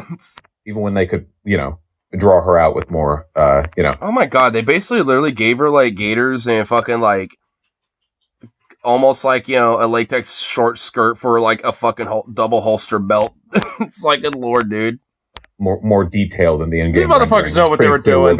Where their biases were with regards to her proportions. I really like those games, and I never played any of the like Tomb Raider games after those, except for the reboot. The reboot started, I don't know, it was like 2014 or maybe earlier, 2011. I don't know. They did a reboot of the Tomb Raider games, and in the reboot, Lara Croft, it's a prequel, and she's like college age, and she has, I would say, like, average or smaller than average breasts, and she just kind of looks like a normal woman. She doesn't really look that similar to how she used to look, except for having brown hair and like a teal tank top, I guess. And I'm going to make the case that this is actually sexism. I'm not joking. I'm going to make that case. I'm being sincere. It's not a bit, okay? Let me just hear me out, okay? You can disagree with me after you've heard the argument. That's how it works. You have to know. Yeah, you're actually just being a misogynist. How dare you? How dare you? Just sitting here just trying to objectify women. The argument. Disagree with it. Okay. No. Yeah, no. You have to sit still for a second. I feel like because I have fond memories of the original Tomb Raider, I want to support this by kind of like autistically rambling about the first games for 3 hours. But I'm going to resist the temptation and say that originally Lara Croft was characterized as a kind of selfish. Well, obviously, like Tomb Raider, like selfish, like aristocratic, ultra wealthy, almost like mercenary individual. she did like the femme fatale thing, yeah, where she would do like the playful flirting, and she was also not a good person. Like, you know how Indiana Jones believes these things belong in a museum? Laura Croft never believed that. She believed that they belonged at an auction with her making millions of dollars selling them. Like, that was her thing. She had a mansion in the first game. Here, hold on. A Tomb Raider. Yeah, I do remember that. That's why I honestly kind of like, at least as a like archaeologist style like character of a sorts. I mean, Indiana Jones honestly better because at least like he's belong in a museum. Like, I mean, it just kind of, I mean, it's pretty vague. I mean, you know, because it could be in a museum in like the countries that they're, you know, came from, right? I mean, so it's like, you know, like, I mean, if anything, I mean, it's a very, you know, like, you know, actual, like, pretty decent, you know, like, position overall, I'd say. Because, yeah, if you find really cool ass artifacts, they should be in a museum. Just the museum of where you found them, like in the country of their origin, where you found that shit. Original mansion. It was the training level for and let them decide if they want to donate some to other museums and shit like that for different exhibits or something. Yeah, so there you go. For the original game, and you can see just from a YouTube video of somebody walking around it that it was like a mega manor. I mean, it's the size. I think this is like the PS2 demo that I played. Actually, it's like this. It's like an island estate, like ultra huge, massive. Like, I mean, keep in mind this game was made like, I don't know, it's like 500 years ago or whatever. So you're dealing with very limited like graphical fidelity, but it was very much emphasized that she would just like casually murder people. She had a ton of money, like, you know, and she wasn't like super special character development wise. I'm not saying this was like a masterpiece of female characterization. Like, she ran around in super skimpy clothing and she had huge tits, and she was a femme fatale archetype. Now, okay. You know how if you were to update a character like that, there are like two directions you could go, right? One direction would be you could take what you know. Oh boy, she was about to drop about her character, and you could like elevate it by taking it seriously. And the other way you could go is by boiling it down and making her like a very standard personality-less girl boss. You know, like this is very much like a liberal feminism versus illiberal feminism attitude. Where on one hand, and this is how I felt about the reboot. No, yeah, how I felt about the reboot. I basically think they went into a room and they were like, "It's sexist for her to have big tits."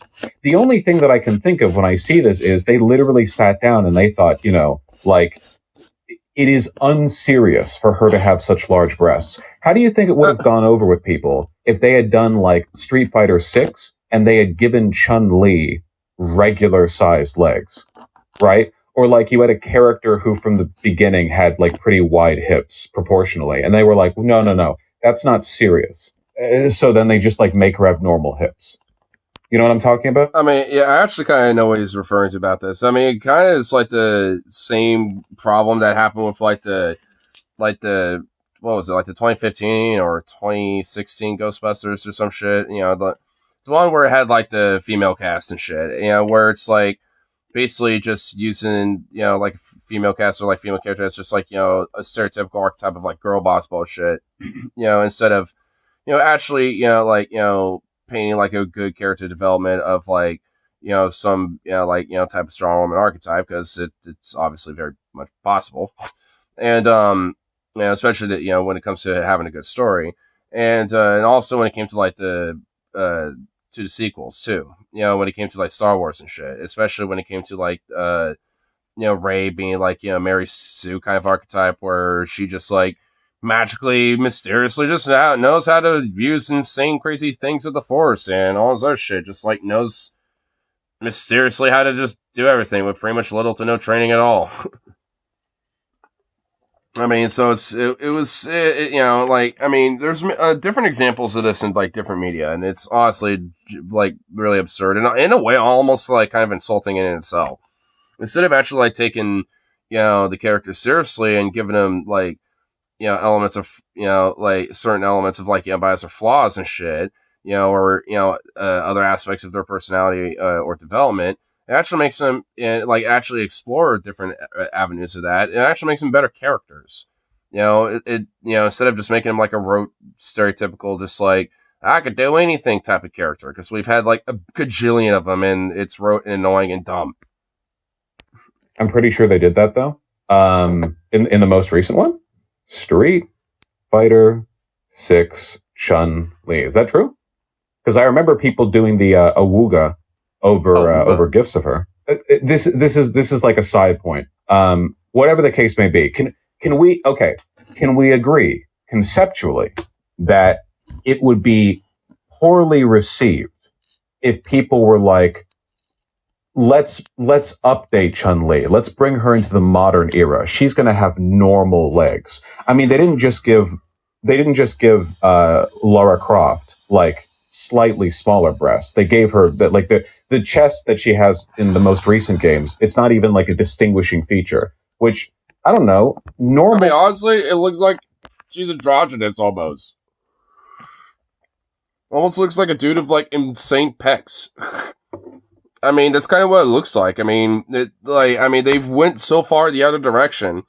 Instead of maybe having like, you know, some more like, you know, fit female athletic build, they like almost went like so much to the extreme to the point where she doesn't like have any. It's like, what the fuck?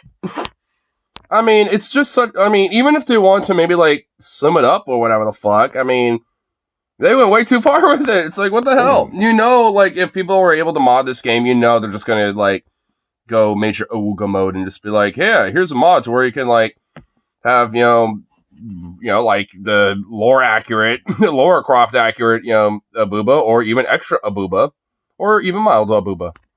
Have big tits sometimes. You know, someone's That's gonna make a mod of it if they haven't already. You know, it just seems odd to me. There were a lot of accusations that were being thrown around back when the remakes were made about the game being kind of sexist, and I agree in a lot of ways in retrospect. You know, like those games were weird, man. Like there's a lot of weird Lara Croft torture porn, where in those remakes she was like, I don't know, like subjected. This picture is not from the remake. The remake is a boot. Oh, let me see the remake then. Remake. Well, wait, hold on. To be clear, then my point still stands in any like adaptational format, right? Because that's the same argument would stand. But okay, 1 second. Yeah, they've been doing this a lot, man. There have been numerous Tomb Raider reboots, and I feel like every time they've done one, they've got somebody in the dev team has gone. Did they try to make her look like a Native American-esque kind of like trope with this? I mean, why does her hair almost look like there's feathers in it and shit? They're trying to make her tribal or something? Like, what the? Like, wouldn't it be sexist of us to give her really big boobs? And the consequence of that is that I don't know. I feel like it reveals worse attitudes about women. The idea. I just feel like no. For me, I'm just gonna flat out say no. Like, because I mean, like one, I mean, part of it's just kind of the character archetype to a slight degree, you know, and for two, like, I mean, like, does it really fundamentally matter that much? I mean, because like, there's plenty of like games where there are female protagonists and shit, and they, you know, and in these games, they all come in various different personalities, size, shapes, and backgrounds, and all this other shit. So, I mean, like at the end of the day, it doesn't really fucking matter. Like, I mean, it's like anyone that has like a weird hang up over it, you know, instead of like, you know, looking at the game for what it is, instead of, you know, and just like hyper fixating over something like this. I mean, it says more about their attitude, you know, more so than anything else, in my opinion. Can't be like a serious character if you have a sexualized design. Especially nowadays, I feel like it's really common for female characters to be taken seriously while also having kind of like over-the-top designs. Like, there was an era in female character development where it felt like the juxtaposition was you could be sexually attractive and like bimbo fetish bait, or you could be like kind of dressed down and serious and taken seriously, you know? And I think that more recently there's been a shift towards understanding that it's not a juxtaposition. We played Bayonetta on stream, did we not? I mean, is that not kind of what we're talking about? Like, I feel like Bayonetta, the whole kind of tone of the game relies pretty heavily on, you know, them selling the idea that Bayonetta can be taken. I mean, there's also like Atomic Hearts too, for example. It's like another game where there's definitely a lot of like sexualization and shit, you know, with those weird robot chicks or whatever the fuck. But on top of that, like, I mean, it's also meant to be kind of at least taken as a serious game. And also like that one game with the like vampire chick or whatever the fuck. Yeah, that was like, mega thick, like Dami vampire mommy status that everyone was going awooga over. I mean, it's like, I mean, there's been a plenty of games like this, honestly. There's many, I could, think of other examples too. I mean, that's why I think, it really isn't. If anything, in a lot of ways, it can add to the game in a sense, especially when it comes to like playability. Seriously. Even if it is, for people to be like, ooga. In her own way, I guess, while also being, kind of ridiculous. Her being ridiculous is part of the selling point, isn't it? But while playing Bayonetta 1, I never thought like, oh, the way she's designed and the way she acts are fundamentally unserious in a way that keeps me from respecting her character. It's like she's doing a bit, She is ridiculous. Jesus Christ. Truly a remarkable and... What in the fuck? What type of crazy-ass looking fucking character is this? It's like, what am I even trying to look at here? Like, I mean, okay, I see a hand and the arm, but like, what the fuck else is going on with this? I've never even heard of this game, let alone played it, so I am, like, this is, she looks kind of like a weird, like symbiotic worm, like kind of like, like, Dommy Mommy Pimp or something. So, I mean, I kind of see what he's talking about, because it's like, what in the fuck? Inspired character design, I feel.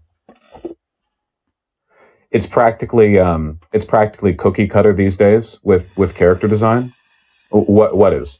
They need to give Lara Croft breast reduction lore so we can have continuity. Okay, let me try this again, because I feel like chat's not following me on any thread that I'm putting forward right now. Okay, we're gonna plant our feet firmly. Okay, we're gonna try this again. Okay. There are plenty of characters in video games, especially, who are men who are designed in ways that are pretty silly. You can go back for a while if you want. Who's the big, like, beefy black dude in Final Fantasy VII? There are a lot of guys who have that kind of body type, who are, like, really big, like, hulkingly large. I think there's literally just games based off of this. There's, like, Saints Row based off of this. I mean, arguably GTA 5 in a lot of ways is literally based off of this type of, trope and shit. I mean, honestly, especially GTA 5. Like, all three of those characters, kind of, are built to be a little silly, especially, Trevor in that game. So it's just like, I mean, yeah, that's honestly like a dime a fucking dozen, even exceptionally so more. But I'm also kind of surprised that he goes on for fucking ever about this. Like, has he really meandered that much about it? Let's just go. Let's go. I don't know. We're right the. Oh. It looks like he's getting frustrated here. We'll go right here. No. I'm not wait, what? We'll go back maybe just talking about women moaning in a sexual way when they're injured. I'm talking about that didn't help. I'm talking about and can somebody in chat not think of a specific example of what I'm talking about? Because what I'm talking about it's not like a rare trope, by the way. Like what I'm talking about right now is a pretty common thing. It's been around for decades. It's not Casca? Well, no, Guts suffers plenty on camera there. Sexualization of women. No. I'm not talking about sexualization. I'm talking about like an obsession on lingering on it. I'm not talking about it being done in a sexual way. I'm saying that it's done in OG Tomb Raider voice actress said devs told her to tone down slipping sexiness into her performance. The original devs were 100% aware how it would be perceived. Oh wait, this is interesting. I haven't seen this. Nier Automata? No, not like, oh man. This happens so often that maybe we don't even see it or notice it that much. I don't think his chat understands what the fuck he's trying to talk about, because I kind of get what he's referring to, kind of just in the general sense, but it's like I think he's also just like unironically autistically just going a little bit too much on like rant mode about it, instead of just like getting right to the fucking point with it. Because like, I mean, I think he's confusing his little chat lemmings, and now they're all giving him VD like the boss fan base derangement syndrome going on. But I mean, also when it comes to the voice actress and shit, I kind of knew about that as well, because I mean, because I remember kind of delving in a little bit about like the backstory of like Lara Croft shit, just because I mean, with some of the memes, especially with the first game and stuff. So and at least like I said, playing like the demo of it like pretty much like endlessly with that weird little like like PS2 fucking like demo CD that people could have gotten sometimes back in the day. I remember there being a couple of games on there. Like there's at least like 4 or 5 of them, I think. There's at least 2 for sure that I remember just like playing constantly though. Because it was that one, and then there's like one other one that I don't really remember as much. I forgot what it was. But I still am like utterly surprised that he literally just goes on and fucking like an hour 20 of it. Because I wasn't gonna go on for the whole thing, but it's like I get the gist of what he's saying, and it's like, man, and I certainly don't disagree with it. It's like it shouldn't really matter one way or the other when it comes to like a female character in a game, or really just in general any fucking media, being like made in a certain way, unless it's just like purposely like overtly made to be kind of like some sort of like like sex archetype, or some shit. But even then, it's just like, I mean, like when it comes to that type of media, like it really is kind of like an eye beholder type of thing. I mean, I generally kind of believe that more as a concept, when it comes to like viewing art anyway. Like, because obviously a lot of people, like with Laura Croft, for example, are going to look, going to be like, hey, cool, sexy bitch, doing badass stuff, nice. But then there's a lot of people that don't, thinking that way, and, kind of thinking more about, like, the game and the story itself and, actually playing the game for what it is and shit. So, I mean, it's like people take different things from it. So, I mean, like really inherently, as far as I'm concerned, it's like, I mean, where was it? Like, God damn it! Where? Shut up, Ash. Where the fuck was it? It was way up here in the beginning, right? Yeah, right here. Where'd it go? That. There we go. That. It's like, I mean, when you got like this going on, it's just like, bruh. I mean, it's like, it really is just kind of a little absurd and silly. It's like, I mean, considering the fact that it's just a character, like, of a game, it really shouldn't matter one way or the other. It's like, I mean, why go to such an extreme, when it comes to, the character? I mean, even this is, better. I mean, so it's, I mean, despite it still looking, honestly, really, like, AI generated almost. It's kind of what it feels like to me. It's just like, what? Why does it kind of feel that way? It's like, man, it has like a genuine kind of mild uncanniness to it. It's really because of her hair, I think, but either way. Can't believe this is like literally on his main channel too. It's just like, I mean, seriously. I want to see what some of these comments say, honestly. So I was frustrated when say it was unrealistic. I look at them and they looked like me. Okay. And not that I decided to be sexual, but the fact that you felt like a woman character who isn't, or you can't have a woman character of large breasts who isn't sexualized. I mean, yeah. It's kind of, essentially is what I'm saying. Okay, whatever. Man, the fashion in this community are like into some just weird ass games I've literally never ever fucking heard of before. It's like, what in the fuck are these games that you speak of? Now, always like, based off of like some anime or like a manga or some shit. It's like, okay, whatever.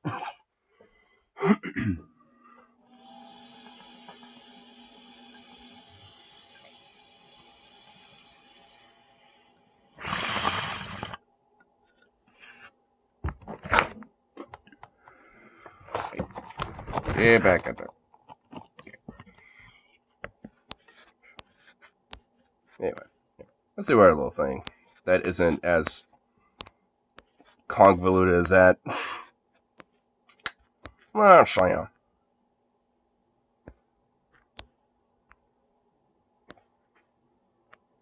Oh boy, this is a newer upload for today from good old Mike. Actually, I should probably turn it down because I know Mike is way louder in comparison to any other audio on his videos.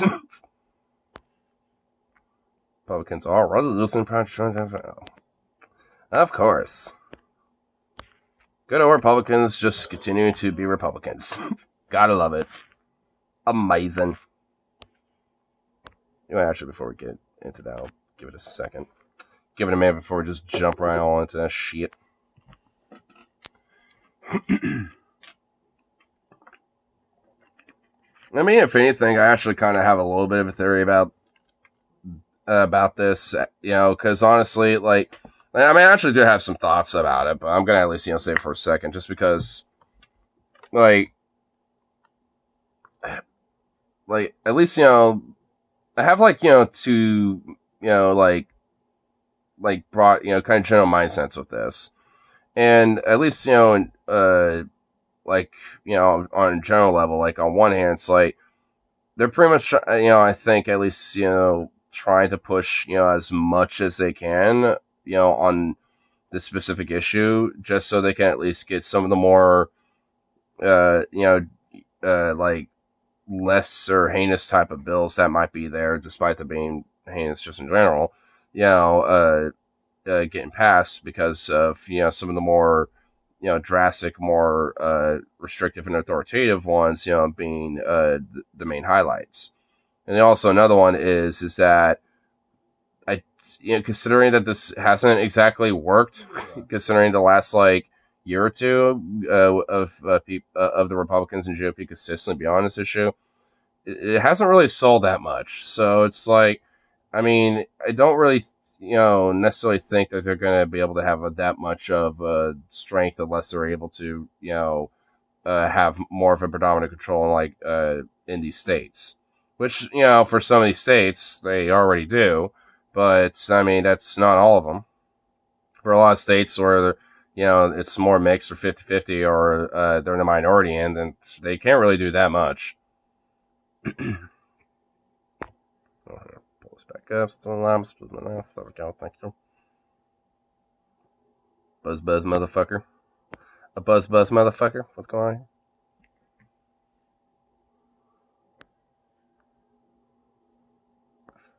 Fuck you, unleashes my attack B. Oh, I've seen this video before. Yeah,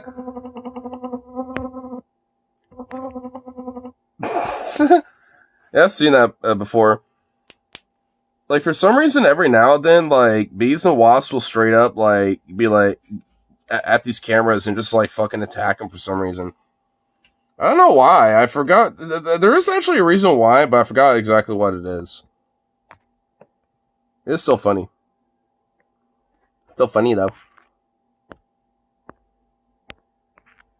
Oh my god. Okay, bees want to fight. Yeah, dude, they want to fight a motherfucker, bro. They want to fuck with bees, dude. And they got every reason to fight. Fighting to preserve and continue the cycle of the earth, bro. One like the linchpins of life on this bitch. Like, they got every reason to fight. Just like trans people. Most people who watch this channel probably already know this, but 2023 was a particularly bad year when it comes to gay and trans rights, with more than 500 anti-LGBTQ plus bills filed by Republicans in state legislatures across the country. But as bad as 2023 was, 2024 is already shaping up to be worse, if you could believe that. And I say this because journalist Aaron Reed tracked more than 100 anti-trans bills just 5 days into 2024, and 5 days later, on January 10th, we're nearly at 200 already. And most of these bills in 2024 are exactly what... Lovely. Wow, like, 10 days in, and there's, like, they've already, like, pushed 200 fucking bills. Like, good, like, good fucking lord. Like, they, like, I mean, how unhinged, like, how much of an unhinged motherfucker do you have to be to just, like, just mass dump, just, like, you know, legislation strictly on this issue? Like, good lord. Transport spans, bathroom bills. It's like, you know, never mind that, like, you know, maybe mass dumping a bunch of, like, you know, infrastructure bills in these states, or, like, you know, healthcare expansion in these states, or housing initiatives. Nah, nothing like that. Let's just, you know, do a bunch of, like, bathroom bills, anti-trans bills, pride bans, and stuff like that, and book bans, because, you know, fuck you, that's why. on gender affirming care. But one thing that is arguably different in 2024 is that Republicans are more directly targeting trans adults. In other words, the pretense that these bills are meant to protect children is now gone, and they are explicitly policing trans existence when it comes to adults, if not trying to ban them entirely. Now, let's walk through a couple of examples. These are pretty horrifying, but let's start with West Virginia. Senate Bill 194 would ban gender affirming care for trans adults up to age 21 and also mandate mental health care providers, quote, cure trans people, i.e. subject them to conversion therapy.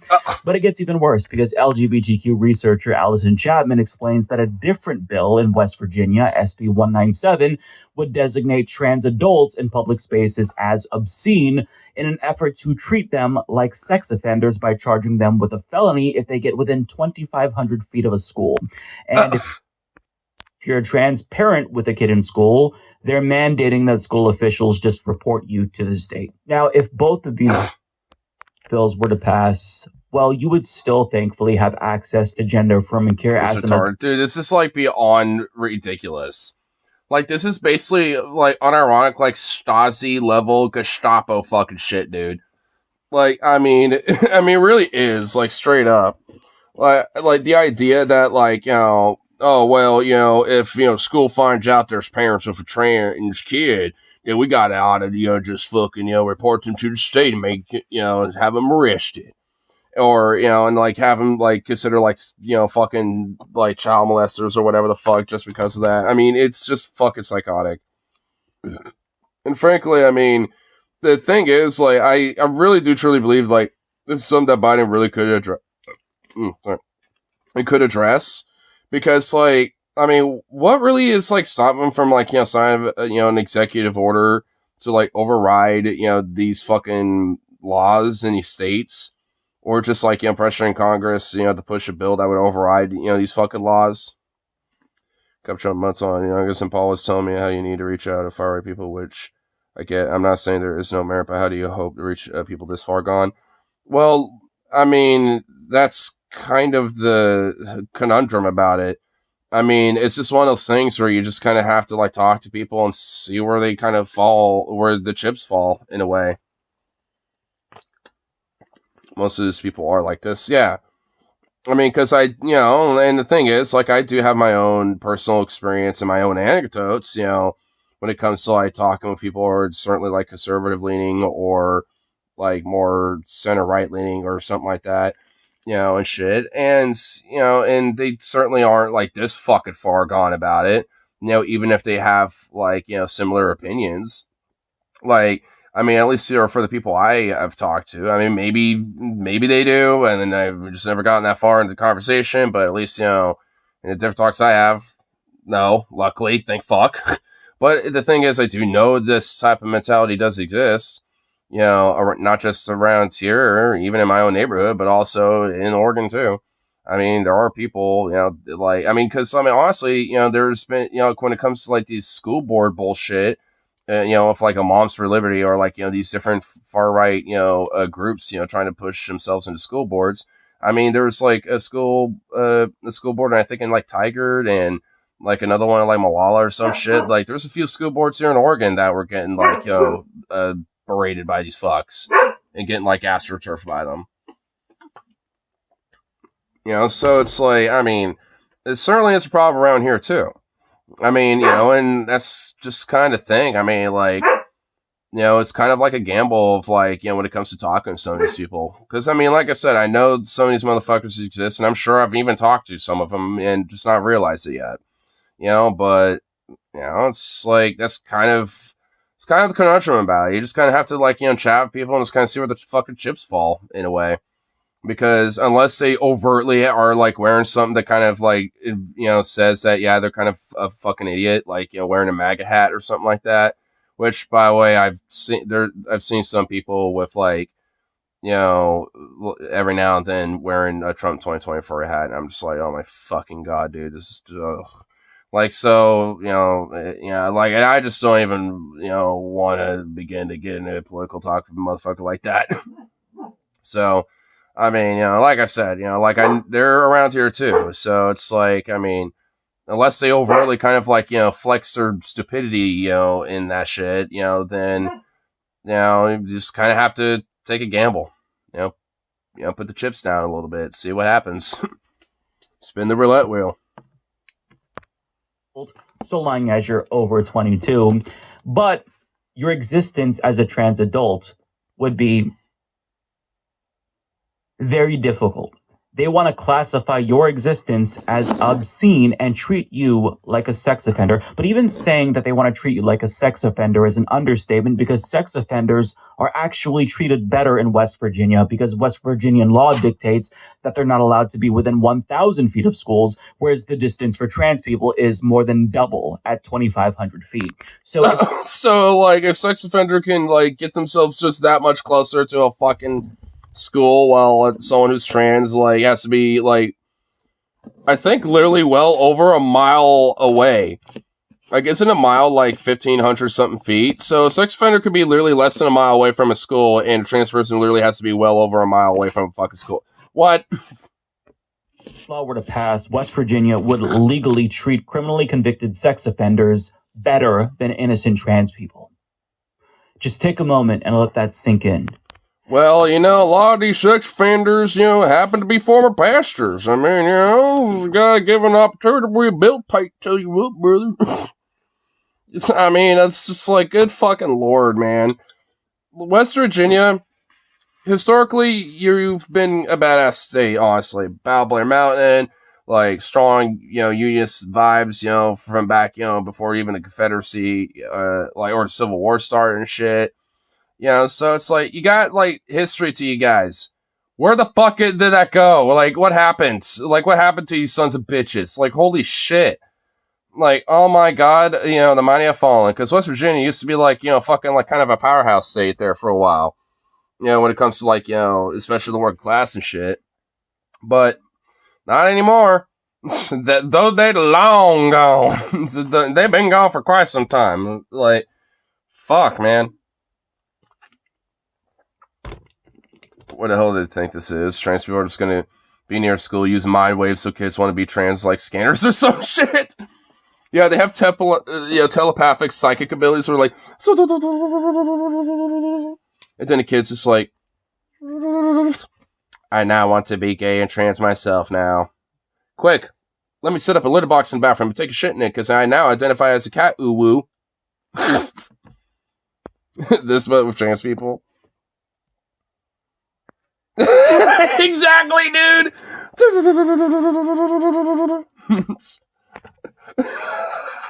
Exactly. And for those familiar with Project 2025, dude, they honestly make trans people sound like they're fucking like, you know, X-Men superheroes or some shit.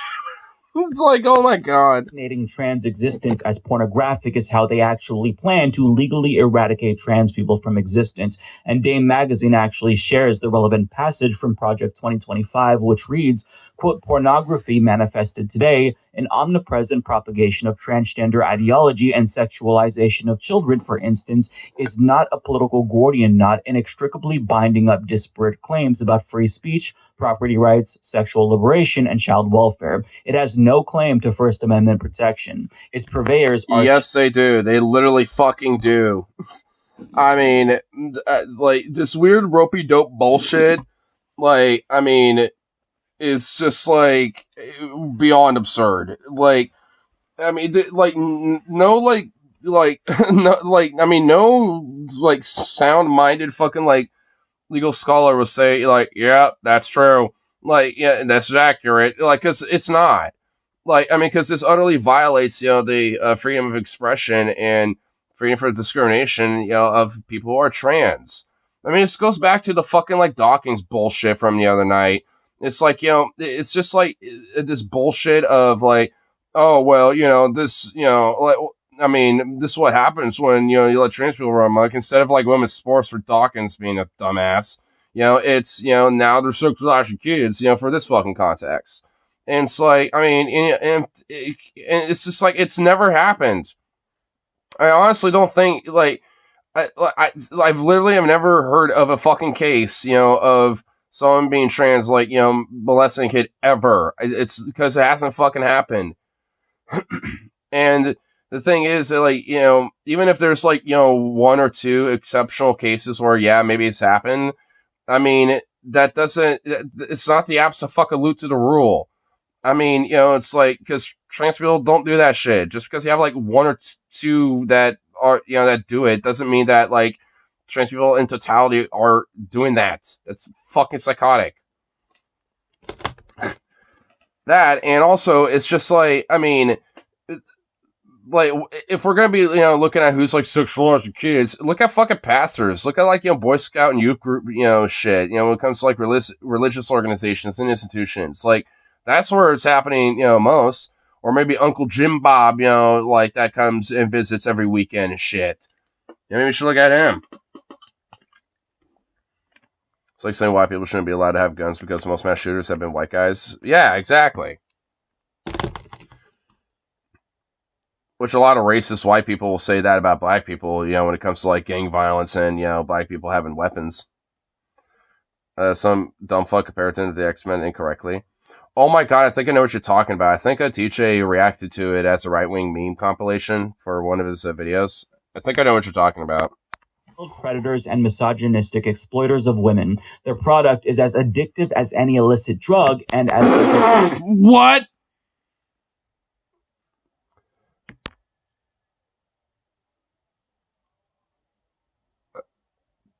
Their product, like, wait, so are trans people a brand now? Like, and it's like, what? Dude, trans people are like drugs, bro. Like, what the fuck? Once you have a trans person, you get immediately addicted and you can't get it back. It's hard to cure that addiction. It's like any illicit drug, I tell you what, brother. Once you go trans, you get addicted and never go back. It's like meth. Like, what the fuck? Like, what in the actual fuck, dude? Like, what? Like, my, oh my god. I was not ready for that. Like, holy balls, bro. Holy shit, dude.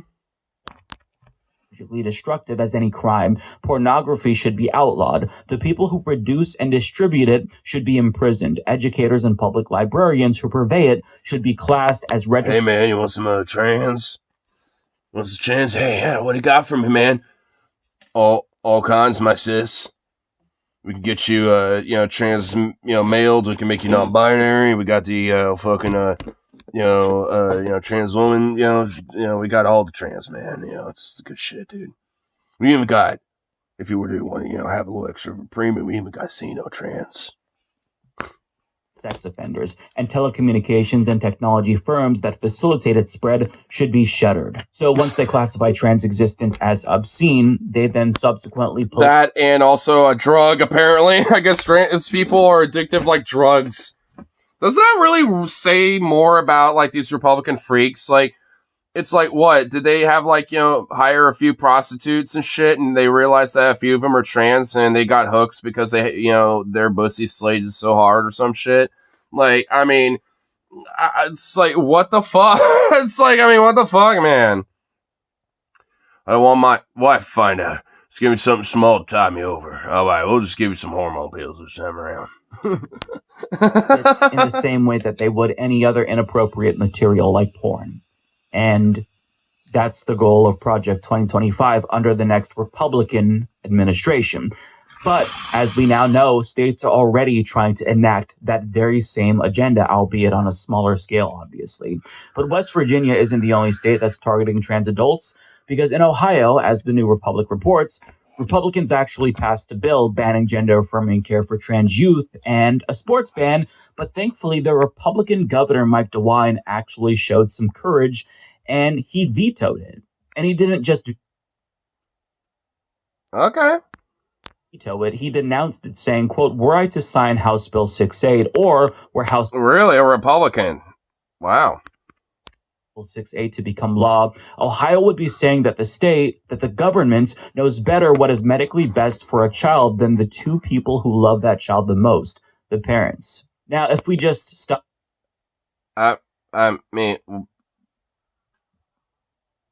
Wow. I'm honestly impressed. a Republican actually not being an utter anti-trans piece of shit. He's probably still anti-trans and transphobic, but nowhere near as much as, the rest of them, so hey, I'll give him that. Some motherfucker there trying to muscle up on my turf. No, he's just selling California college textbooks. It's turfy for you. Well, yeah, I know. Right there, you would probably feel optimistic. So click out of this video if you don't want your mood to be spoiled any more than it already has been. But this is not an instance where a Republican chose to grow a heart and a spine and do the right thing. This is the Humanist Report, and there are no happy endings here, my friend. So Thanks, Mike. After he vetoed that bill, Republicans then threatened to override his veto since they have the numbers to do that. And in an effort to thwart that veto, he proposed an executive order addressing this issue that is literally... It's good, but that's assuming the parents also do no message not case alliance and says source should be diagnosed by an unbiased professional. Well, I mean, yeah, that's true. But I mean, the verbiage is kind of applying, like, if, I sign this and the parents, which want to make the decision to, have gender affirming care for their child because, they feel like that's what's best for their child, then, me signing this legislation gets in the way of that. He's kind of flexing the family values, side of the argument more so than, being like looking at it for like the doctor and patient, professional side of things. But it arguably it kind of goes down to the same, point nonetheless, I think. I mean, it's just kind of his verbiage is more based on family values, because, I mean, at least unlike most, like 99% of Republicans, at least there's one that actually kind of generally seems like he believes in it. Not often that, you kind of, get a Republican that actually does generally give a fuck about that as a principle of theirs. So, I'll kind of grant him a singular respect point. Not a lot, but a little bit. I'll grant him that. Guess that makes more sense in that context. Yeah. Because obviously if their parents were, not exactly abiding by, their kid being trans and shit like that, because that's how their kid feels, and they're trying to, go against that, I mean, yeah, they're not going to go to the doctor to, affirm their gender care. They're going to try to reverse it, basically, and maintain, their, regular, body and shit for, whatever the fuck, right? So, I mean, it's like, at least, with how his verbiage was, it, kind of wasn't really towards, the parents like that. Even though his verbiage can still pertain to them too, but either way. Than the bill that he vetoed after defending. I mean, frankly, there's not really much you could ask for with Republicans. So, whenever there is like a rare little W, even if it's like small or big, which I'd argue is actually pretty significant. You got to kind of take them where you can. Veto of that transphobic bill. As the ACLU of Ohio points out, his executive order would amount to a de facto ban on gender-affirming care for trans youth and trans adults, and this all is because of the wording of his executive order. Now, we're not going to get too in-depth when it comes to the specifics here because it's very complicated, but if you are interested in learning the details, Aaron Reed has a really lengthy write-up about this executive order and how it would lead to an end to gender-affirming care for everyone in Ohio. Well, never mind on what man, probably should have let the video keep playing a little bit before we kind of gave him that one little respect point. I take that back. I'm refunding that. And basically, it would regulate trans healthcare out of existence, which is a strategy that's similar to trap laws used to restrict abortion access before Roe was overturned. But I mean, when it comes to his executive order, it may just be irrelevant now because Republicans did end up overriding his veto earlier today.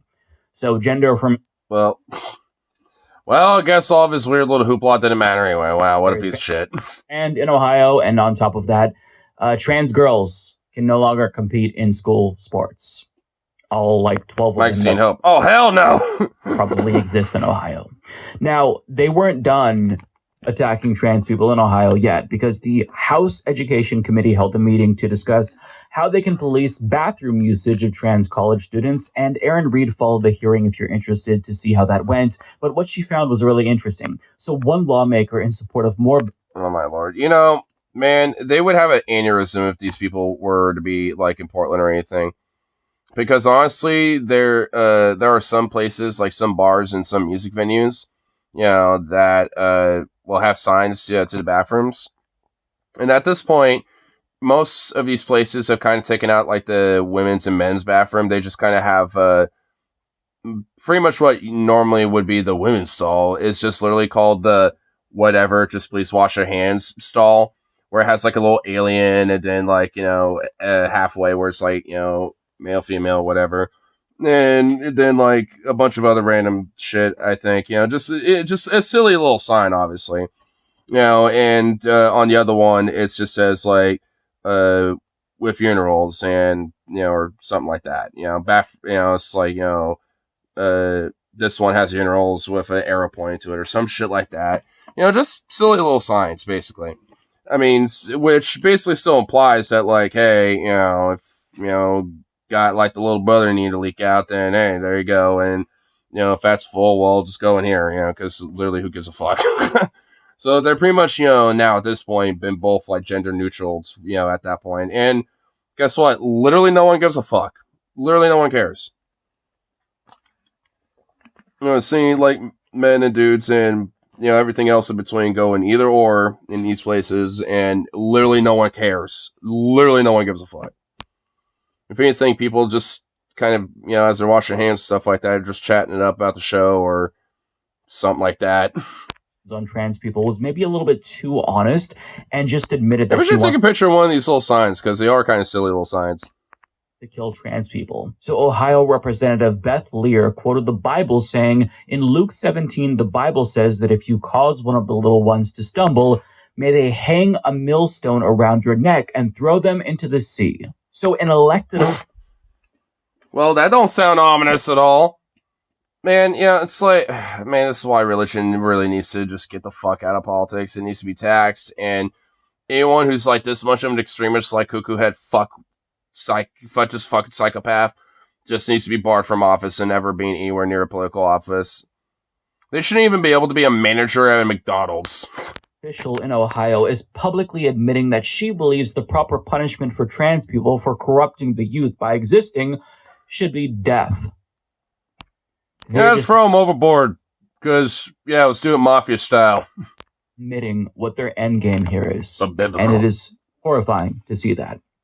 Now, I wish we could move on from Ohio, but we can't yet, because there's another way that they are targeting trans people. Now, assume you're a trans person that lives in Ohio and you see them pass all these laws. Man, Ohio is just like a major fucking shithole for trans people. Like, holy shit. You want to do something. You want to run. Man, I thought a lot of these fucking states were bad enough as it is, but Jesus Christ, this state is exceptionally a shithole.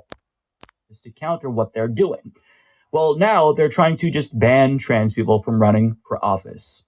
Now, trans candidate Vanessa Joy explains that she was ruled ineligible because she didn't use her dead name to run for office. So here's why she can't run for Ohio State House, according to her. Vanessa Joy submitted paperwork to run as a Democrat for the Ohio House of Representatives, and she got enough valid signatures to qualify. But officials rejected her, citing a state law that mandates candidates must provide any name changes within the last 5 years. In an Instagram post, Joy called the law, quote, a brand new way that Republicans can use to keep trans people off the ballot. In response, a representative for the Ohio Secretary of State told NBC News, and I'm quoting, the law applies to everyone. It is cynical and unfair to criticize the Stark County Board of Elections for their unanimous and bipartisan decision to follow Ohio law. It is cynical that this trans person, just wants to, complain about this. Maybe they should just shut up and not criticize it. Just accept it. Joy joins me Good now. Lord. Thanks for being with us. What's your response to that? And I wonder if you think you might have a successful appeal here.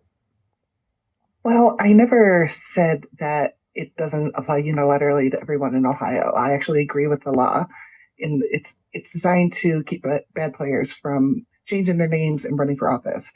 The law just happens to be discriminatory by proxy to the trans community. So, I honestly don't think my appeal is going to go very far. But hey, I just found out that they did not receive it. So when I get off with you, I have to drive it over to the Board of Elections to submit it in person. What is the basis of your appeal, and what do you want folks to know about why this is so important to the trans community? What's the basis of the appeal? So she can, democratically run in an election and, represent a constituency. Oh my god, I hate some of these fucking questions that these journalists will ask and these pundits will ask, because it's just the most dumbest fucking questions. My appeal is the 2024 candidate guide for the state of Ohio put out by the Secretary of State's office does not mention anything in its 33-page length about this particular law, nor do the petitions themselves mention anything about it or have any place to put a second name on it. It's a barrier to entry for trans people because many of us, our dead names are dead. It's not something, it's our past. It's not who we are. So if trans people in Ohio refuse to use their dead names and refuse to invalidate their own identities, then they can't run. They're ineligible. It's unbelievable, really. I mean, it's just fucking dumb. I get the premise of the law to try to prevent someone being like George Santos or something, changing their name or whatever. Like Arthur Wheeler or whatever other fucking many random ass names that he had. I get it, in a way, but I think, maybe there should probably be an exception law here where it's hey, if, someone's trans, there's an exception case because, well, I mean, it makes sense as to why their name would be changed. And so I don't, it's just fucking stupid. It's literally just using bureaucracy to purposely just be discriminatory against someone who's trans just because fuck them, basically. Now, the same thing happened to Arian Childry, another trans candidate running for public office in Ohio, was apparently deemed ineligible because of the same thing. So we're going to have to wait and see what happens in these two cases. At the time that I record this, we don't know the outcome, but I think that Vanessa's appeal is probably going to influence Arian's case.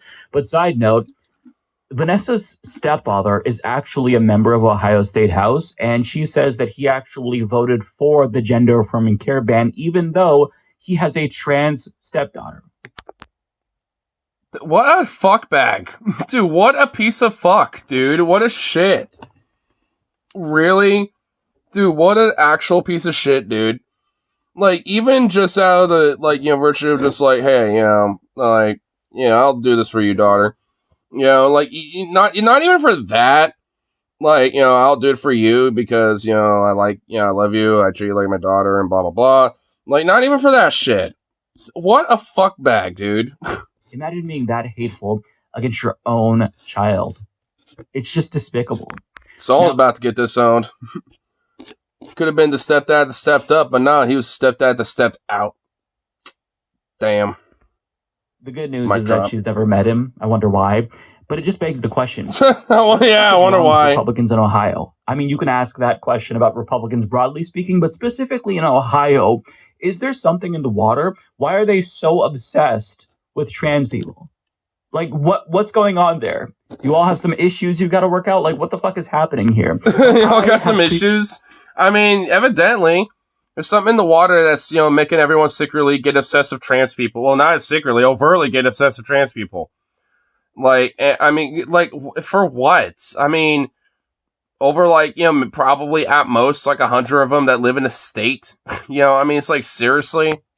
He stated that I genuinely, unironically believe that Republicans are ontologically evil, but in Ohio, it's they saw all of the anti-trans legislation across the country and they thought, you know what, that's not enough. We have to go above and beyond to find new ways to fuck over trans people and police their existence. It is genuinely exhausting. But unfortunately, we're not done yet because when it comes... Dude, are we done with Ohio or are we still on Ohio? Oh, Indiana. Okay. I was about to be like, dude, Ohio, my God. Indiana. Aaron Reed also reports Indiana has filed a bill to end all recognition of transgender people. It is one of several states to do so, perfectly mirroring Russia's 2020 law and Hungary's 2023 law. I will also note it updates... Which happen to be fascist states. Shocker. Definition for gay marriage as well in preparation for overturning Obergefell. Because of course, but let's not forget about Florida, because if a new Republican bill... of course, Florida. passes, you can soon be charged with defamation and fined up to $35,000 if you call someone a racist. What? They can't really... Oh my God. So instead of trying to say, you're being discriminatory against us because you're calling us racist, so instead of that, they're just going to be like, well, that's defamation. Fuck you. It's like, I mean, what? Oh my God, dude. They are trying everything, dude. See, like, alright, I want to kind of get to my theory here. See, I think my theory with this is that they're trying to, like, mass, like, just dump as many of these type of bills as possible. So, like, some of the more innocuous ones, can get through, essentially. Which, at least to some extent, some kind of already have, it sounds like. But, like, and considering, honestly, that there is, like, a pretty strong contingency of people that just are not supportive of, like, at least going to such an extreme, even if some people are not exactly very pro-trans in themselves. Like, I mean, this is, like, something that not a lot of people, jive with. And the more it gets, highlighted, especially on, like, different media and stuff, like, the more that, it turns people off more than, it's adding people to the fucking, hysteria of being like, oh my God, check it out. So, I mean, arguably, the silver lining with this is that, like, I think coming up 2024, this is probably be used arguably as, like, a talking point, by Dems to be, to really emphasize, like the hysteria of it, and maybe, hopefully, I guess, maybe push and prop up different, politicians, within the Democratic Party that, are actually kind of, having a backbone and, standing up to this type of shit. Because there are various different, Dems out there that are. And penalty applies to anyone who calls someone a homophobe or a transphobe. So if this bill passes, what do you call someone who's being explicitly and overtly racist or homophobic or transphobic? A piece of fucking shit. Trash. A rat. I guess we'll have to settle on fuckface. But I mean, the goal here is to obviously police the language that you use to denounce the people who are oppressing you and taking away your rights. And don't they scream about how, all this woke is just trying to, control what you say and censor you and blah, blah, blah. Meanwhile, like in Florida, they're trying to, like, pretty much, like, censor you and, like, control what you can say, to people and shit like that and police your language and shit. It's like, They don't want to just destroy you, but stop you from resisting even minimally, speaking out against their oppression as they destroy you. But the good news is that regardless of all the things that they do, we will never stop fighting back. And it's happening right now. For example, 5 families are suing the state of Louisiana over their ban on gender-affirming care. LGBTQ Nation reports the lawsuit alleges the bill... well, there's a little hope. ...violates parents' rights to make healthcare decisions for their children, according to a press release from Lambda Legal. It also claims the law violates the state constitution by denying trans kids equal protection by discriminating based on gender identity and sex. It also says the law violates the kids' constitutional right to accept or reject medical care based on the support of their parents and doctors. So I'm glad to see them fight back. And when it comes to this case in Louisiana, I am cautiously optimistic. And I say cautiously optimistic because even though LGBTQ plus people have had a lot of victories, if not the most victories in courts, we can't pretend as if Republican extremism hasn't also infiltrated our judicial system too. So just keep that in mind. But if you're exhausted from hearing all of these stories, listen, I don't blame you. It is depressing to do research for videos like this and see just how bad it's gotten. And it's easy to feel hopeless when things are so bad. And if you're a trans person, your very existence is under attack nonstop. But my promise to all trans people that are watching this video is that we will never stop advocating for you and never stop fighting for you. And even though things are really bad right now, I genuinely do believe that things will get better. And just keep in mind that progress doesn't always trend in one direction. It's much more cyclical than a lot of us would like to admit. So we're going to continue to have these battles probably for the foreseeable future, unfortunately, because Republicans don't look like they're going to relent anytime soon, and it may get even worse. But it's important to know that these Republicans, even if they're not going to stop, we're also not going to stop as well. We're going to have to fight 10 times harder, and we will never stop fighting. So sounds like we might need another Stonewall. I mean, arguably, I kind of legit believe that. I mean, we kind of need like another Stonewall situation, in my opinion. And honestly, the more they push this type of shit, the more likely I think it probably would happen. Like, I mean, I think it would probably only be a matter of time before there's like a queer-friendly bar that literally just gets like, you know, raided by police and straight up has like a full fucking like riot happen from it, like straight up like a Stonewall 2 Electric Boogaloo type of thing. I mean, I wouldn't be surprised if, you know, it does, you know, happen at some point. I mean, I guess in a way, I, you know, hope for the best and hope not, but I just kind of feel like, you know, it's in the air, so to speak. And I mean, because, you know, there are a lot more people that are, you know, like, even if they're not like, you know, super trans, or not like, you know, to the extreme to where they want to like, you know, step on them on their rights and shit. I mean, because they're, even with some conservative people, at least to a certain extent, like there is at least like you know, the sense of like, well, they're weird and shit, and I don't get it, whatever the fuck, but whatever, as long as they don't bother me, I guess. You know, it's like a lot of them just have that type of mentality with it. And I mean, like, and as far as I'm concerned, I mean, that's better than, you know, trying to like outright step on me like, now fuck if they should exist. Like, because if they're at that right, then yeah, they are too far gone and they're a fuck piece of shit, and that needs to be fought back against. Like, you know, but you know, it's like, you know, if someone just doesn't get it and, you know, whatever the fuck, then, you know, some people are just gonna be kind of stuck in like, what, I don't get it, whatever, just don't bother me, you're weirder with it.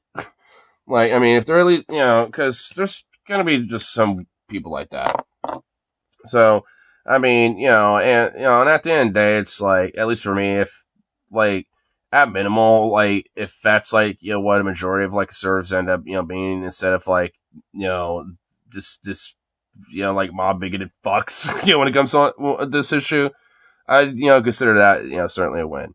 Because if they're just like, well, you're weird, whatever, you know, about it, you know, instead of being like, yo, fuck you, you deserve to die, you know, like, it's certainly a major difference in my opinion. Like, I mean, I'd rather take them being like, yeah, you're kind of a fucking weirdo creep, get away from me, you know, instead of just like outright, you know, wanting to like lynch you or something. Keep that in mind, because if you feel alone and distraught from this, you're not alone. You have a lot of people fighting alongside you this time. I mean, that's definitely, you know, like, you know, major key to it. I mean, that's kind of like the silver lining to it. That's why I think, you know, they're trying to push as much of this as possible, because it gives a lot of, like, you know, like fodder, so to speak, you know, for, you know, trans rights advocates and shit. But, you know, in a sense, they can't highlight everything, you know, in a sense, you know, like, so, like, they're able to at least try to, or at least capable of trying to get some of these bills passed, at least the ones that aren't as like overly severe in comparison to, you know, some of the bills that were highlighted by Mike. Like, because a lot of them were pretty fucking like, what? Like defamation for calling someone a racist or a transphobe or something. Like, oh my fucking god, like absurd, dude. I mean, it, you know, so it's definitely you know, like, there's definitely, like, you know, a lot more of a different sway in comparison to, like, 2015 or 2016 or some shit. Because I think, you know, people, like, you know, who are at least, you know, more generally curious and are willing to, like, you know, educate themselves and stuff, you know, have kind of gotten wind of, like, you know, the idea of, you know, all this shit, and realized that the right have always just kind of been, you know, spewing nothing but of, like, a hysteric astroturf nonsense. And, you know, and even if they totally don't jive with it, or if they do or whatever, like, you know, like, they're at least a lot more, you know, empathetic, or at the very least, you know, a lot more, you know, willing to, you know, like, be resistant against, you know, this type of fucking, you know, bigoted shit. And now, at this point, I think that tide has certainly shifted.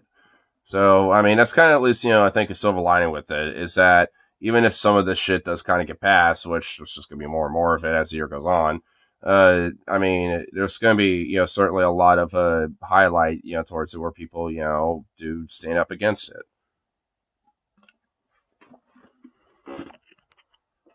Because, I mean, they can't, sit on this issue forever.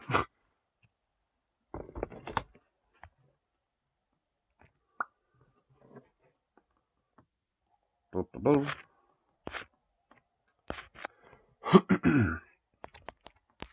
Yeah. Anything else that we could look at, huh? What other little things have we got here?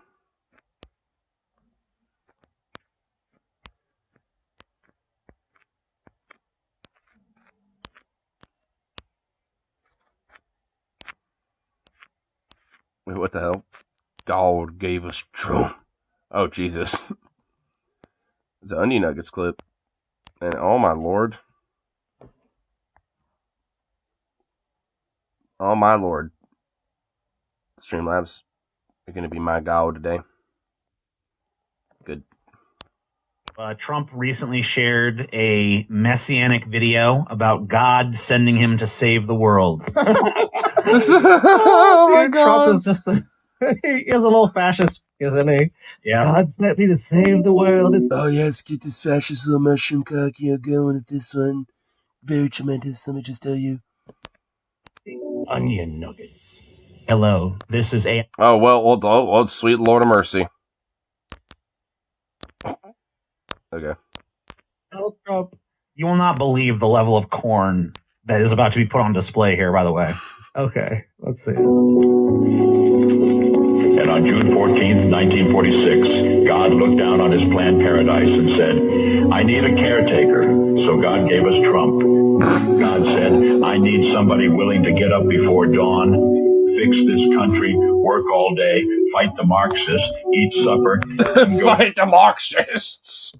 Yes. To the Oval Office and stay past midnight at a meeting of the heads of state. So I mean, we know for a fact that Trump spent almost every day of his presidency with his ass parked in front of the TV watching coverage of himself. It also just was at Mar-a-Lago. That was the like unofficial White House, of the Trump administration was just Mar-a-Lago. He spent maybe at most the entire time of his presidency a week at the White House.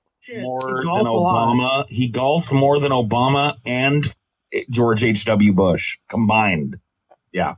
The dude was on vacation 90% of his... He literally moved the White House de facto to his fucking golf club in Florida. You got to be kidding me with this shit. Oh, shit. Wait, oh, fuck. I'm in the clip. What the hell? Whoa. I'm in the clip somehow. Oh, shit.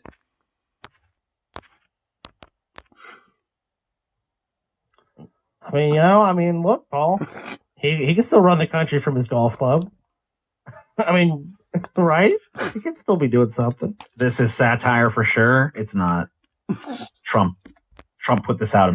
I did not expect it. I didn't expect it. Oh shit! I mean, this is he didn't make this, but he blasted this out, and he was like, "Yes, I agree with this. This is what's the truth." So God made Trump. I need somebody with arms, strong enough to rustle the deep state, and yet gentle enough with his little tiny hands. Deliver his own grandchild. Somebody to ruffle the feathers, tame his own. What? Did Trump pull his own grandchildren out of Ivanka's pussy? Or Ivanka or whatever? What happened? Yes, he did. According to this weird fucking...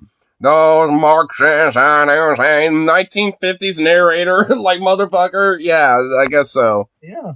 Didn't know that? I mean, I did not. Hold on, by God, I'm saying to go after the Marxists. Yes. Fucking take the reins of this country, Paul. The communist. Yeah. World Economic Forum. Come home hungry. Have to wait until the First Lady is done with lunch with friends. Then tell the ladies to be sure and come back real soon. And mean it. So God gave us Trump. I need somebody who can shape an axe, but wield a sword. who had the courage to step foot in North Korea, who can make money from the tar of the sand, turn liquid to gold, who understands the difference between tariffs and inflation, will finish his 40-hour week by Tuesday noon, but then put in another 72 hours. God my God. You know what I mean? Pulling himself up by his bootstraps, brother, I tell you what. He's pulling himself by bootstraps. Once he's done with his 40-hour week, he puts in another 2 hours right after that, brother. He just don't stop working. He's nothing more than a hard trade worker, man, I tell you what, brother. Well, I mean, now that I put it this way, dude, Trump basically is our savior. What the fuck is this? This is some of the worst fucking propaganda I've ever seen. The most absurd fucking shit ever. Dude, this is just awesome. This is like they're trying to make this sound like some fucking like 60s era fucking like McCarthyist, you know, anti-communist propaganda, like them dirty communists.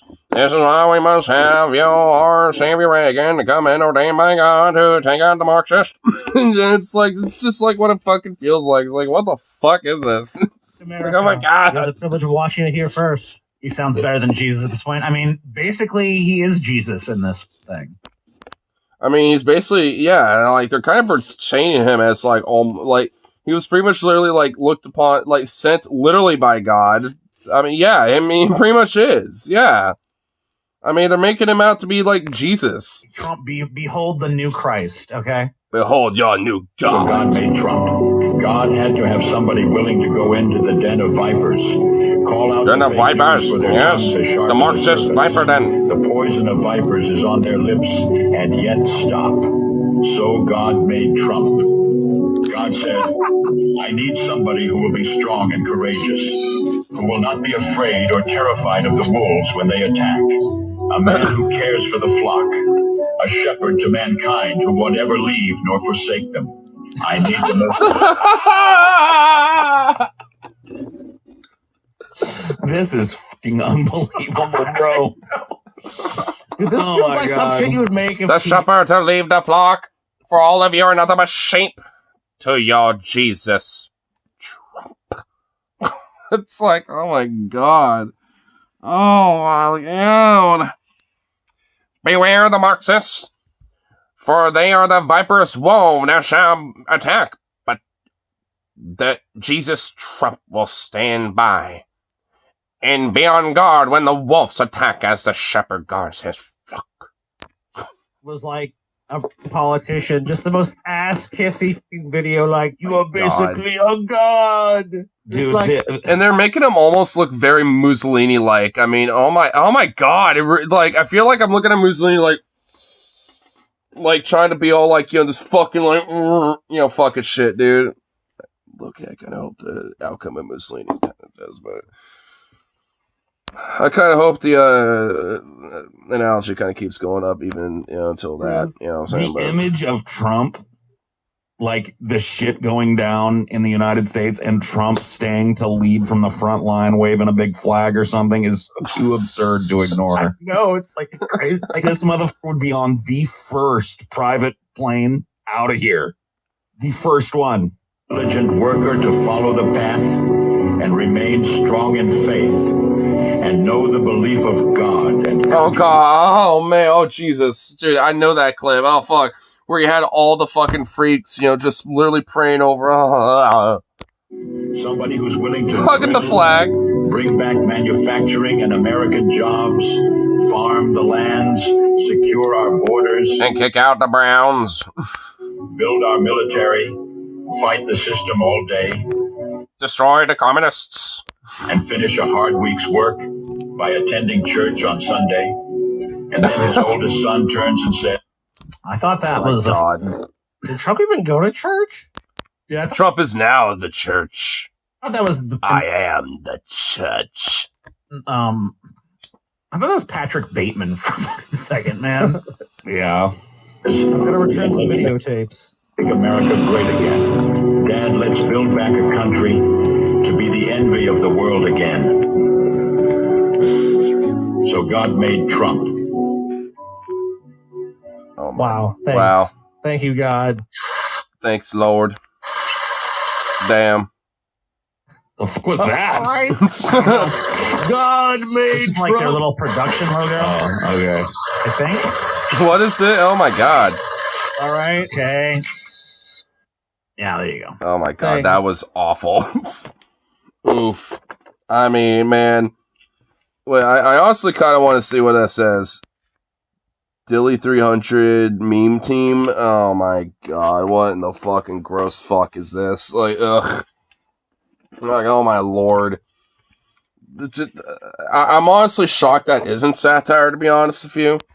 Because that is, like, the most, like, I mean, the fact that, like, I mean, when people say that, like, you know, when like, Trump's, like, you know, like, pretty much has, like, a cult, this is why. This is literally why. God sent Trump, like, you know, like, God sent Jesus down to, you know, cleanse us of our sins. Now he sent down Trump to cleanse us of the Marxists.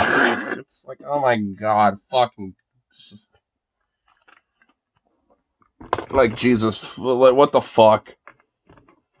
Oh my god, Donald Jesus Christ Trump, dude. It's like, ugh, gross, lame, cringe, oof, oof.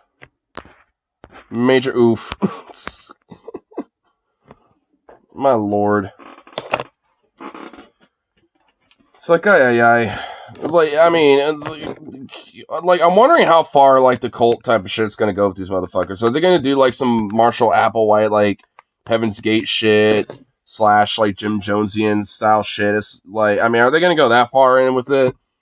Like, if something happens to Trump, like, how much do you want to bet there's going to be, like, some of these motherfuckers that are going to do, like, some Heaven's Gate, like, Jim Jones level shit on themselves. It's like, we must join Trump in the afterlife, you know, to fucking, you know, like, go to our true calling, you know, because Revelations has begun. Or something, dude. Like, I mean, I guarantee you, I'm, like, there's going to be some motherfuckers, dude. Like, there will be some motherfuckers that are straight probably going to do that.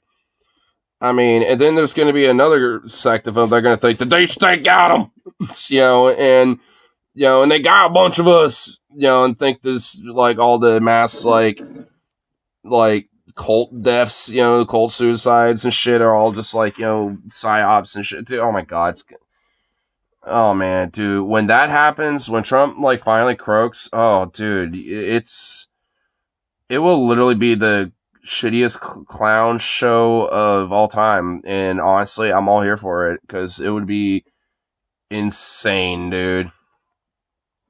Insane. I like my dog has just decided to be in that laundry room again. Playing goofball. Like a little fucking goober. Goodness gracious. Goodness gracious.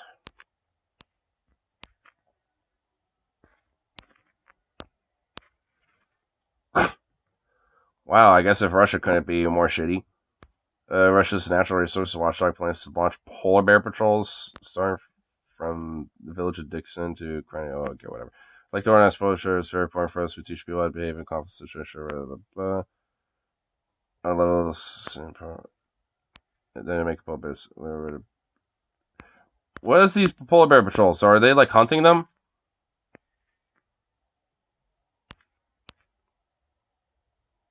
Supported by W. Well, is more 15 years. So what is it? Oh, I've thought that people living in our area polar bear safe strategies. I honestly thought, like, okay, so it's basically just like a program to help, like, keep fucking polar bears away, but not actually kill them. Okay. Well, if that's, you know, the case, then okay, I guess we're good. I honestly thought it was saying, like, oh yeah, we have polar bear patrols to shoot them. Talking the crazy start of the week, MC. Oh shit.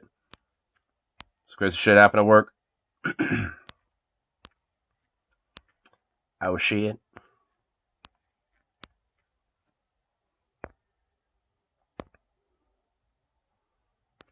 Man, that fucking goofball. You know, I have this little chair set up for him. So he can Have a nice little nap over there, but no, he doesn't want to. Doesn't want to at all. Boo. Boo.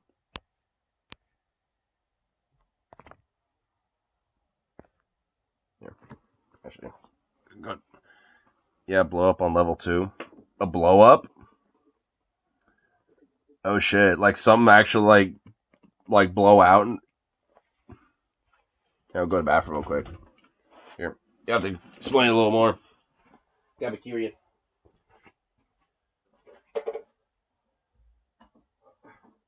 Damn it! Excuse me. Whoa. Yeah, but really. Really? Seriously?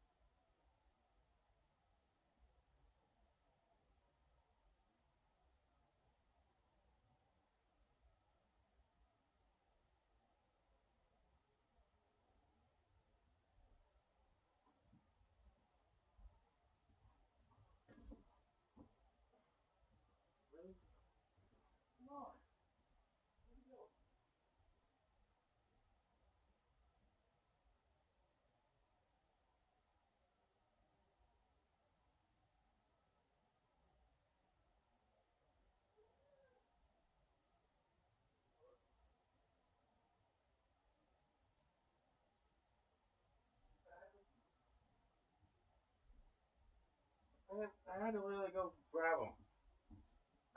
Oh, Lord. Oof. You goof. You big goofball. Come on. Big goof.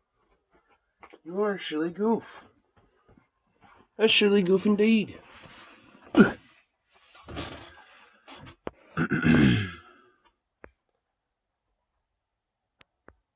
No, not like a boom. Like everything broke. Took like 2.5 hours to recover. The fuck is going on Friday forecast? You can't make it. My ass is 12 degrees. My ass is getting clapped if that's accurate. Helium to share. I heard about a fucked up story from my coworker's experience during COVID. Damn. Dude, if it really does get that cold, you know what? I kind of want to see the forecast myself now. Let's see. You know what? I want to see. Do we have a weather app on here already? Or do I need to, like, blah, blah, blah.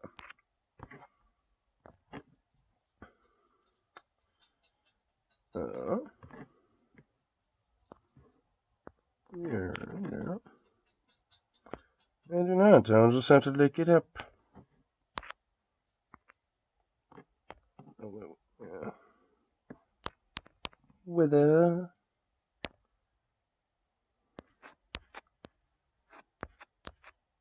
Yeah, more deets. I want to see the deets, the deets, the deets. Oh my lord.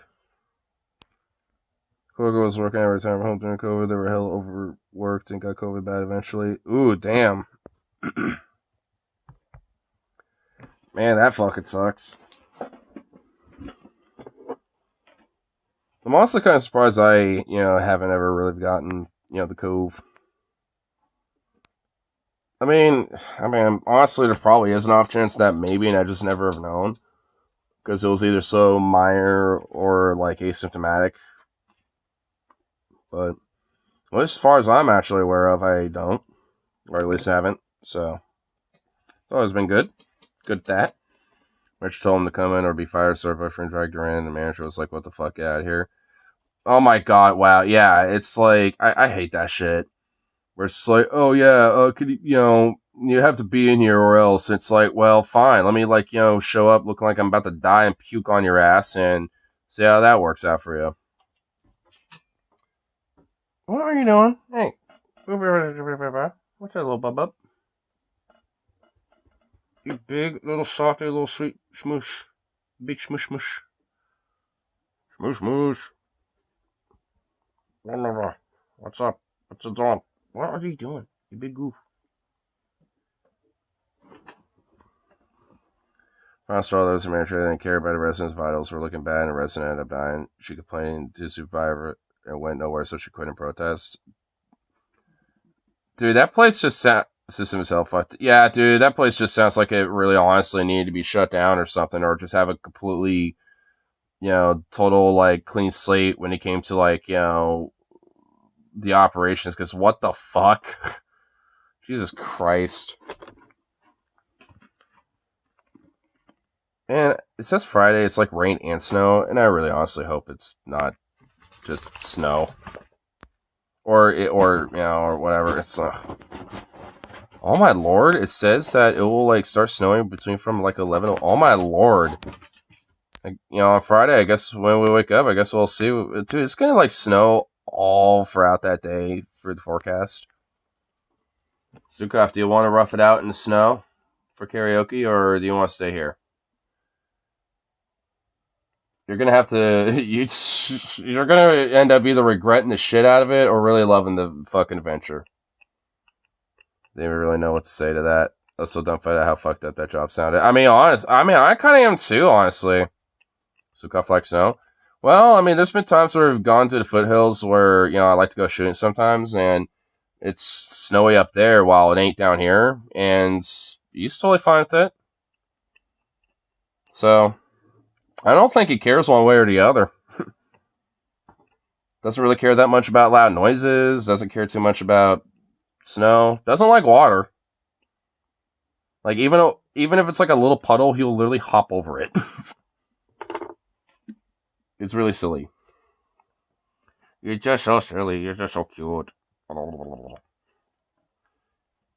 Get over here. Get over here, you little boot. You little boot. Hello. Hello, you big chunga. So, you little butt. Caught Tom too well in that regard. I mean, for real, dude. You shit little butt. Look at you. You're so cute. So cute. You're so smooshy. Got all the smoosh. All the smoosh. Smooshiness. Smoosh, smoosh. Aw. You big little chunk. Look at you. Whoa. Hey, what's going on here? I just want to lay your head here.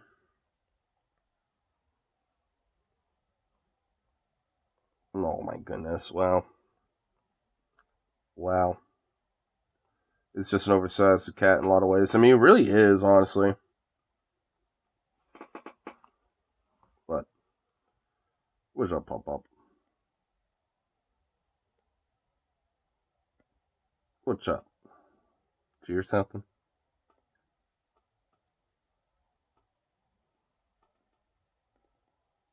What's up?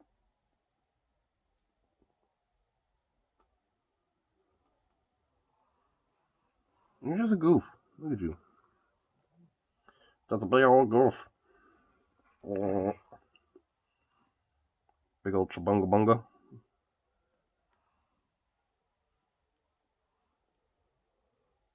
You're just so soft, though. You're just a softie.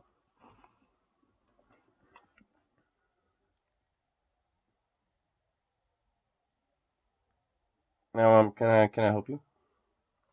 Hey, that's like excuse me, get out of that. Marp.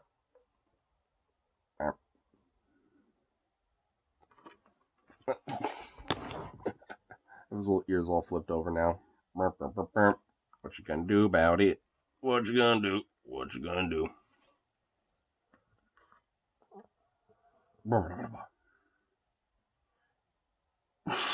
You look like a little dork. You're such a dork. Oh my god, your nose is really wet. Oh my goodness. You're so cute. You're so cute.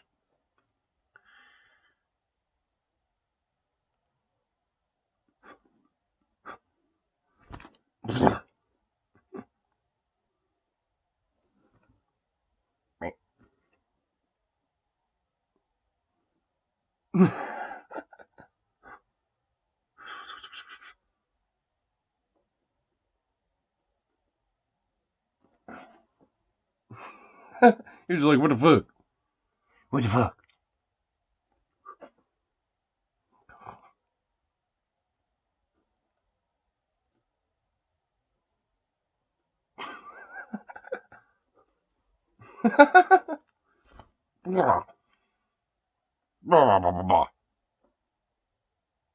You're so silly. You're just so silly.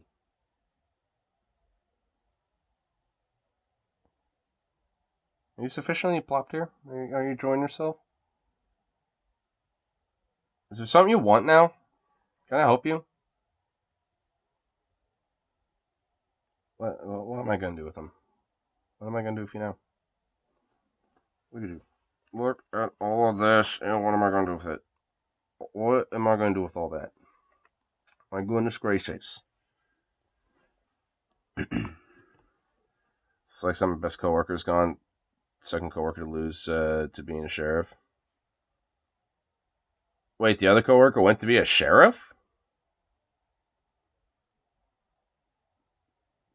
That's a very, like, wild change of, like, you know, of a job.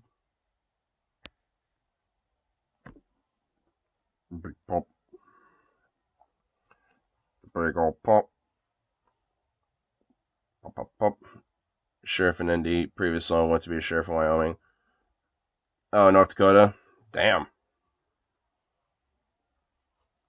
Yeah, that's like a wild change in my job. It's like, yeah, I used to work in the IT sector and stuff like that. Now I'm a sheriff.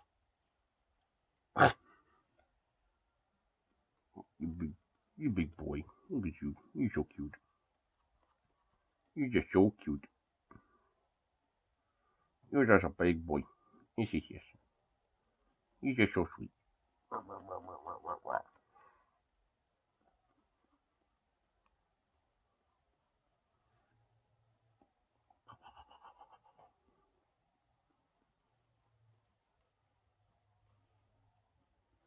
You big dork. You big dork. What are you staring at? You're staring off into oblivion, my dude. You're staring off into oblivion, my guy. He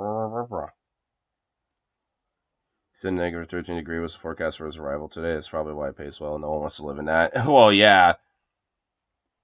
Oh, my goodness. Yeah, even I would, want to avoid that. That just sounds like an oof. Like, geez Louise. Whoa. Hey. Hey. No. Hey, no. No. Oh. No.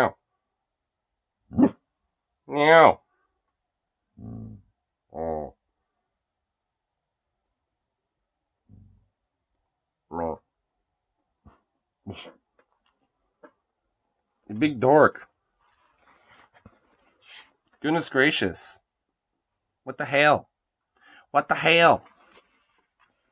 Goodness gracious. What the fuck?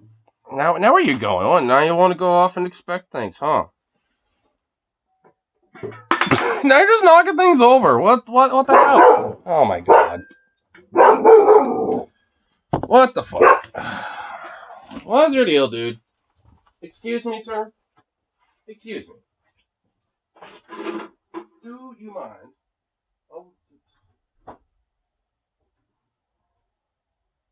See? Nothing. Just like last time, nothing.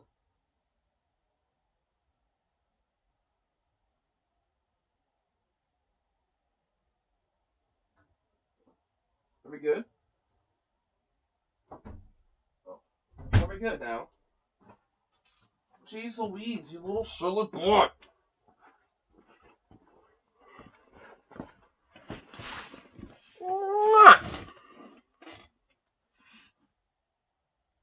Fucking little Fruit Loop. One for the others, mofos. I don't know. But there ain't nothing out there. But this little boy just wants to go fucking hoopla over it.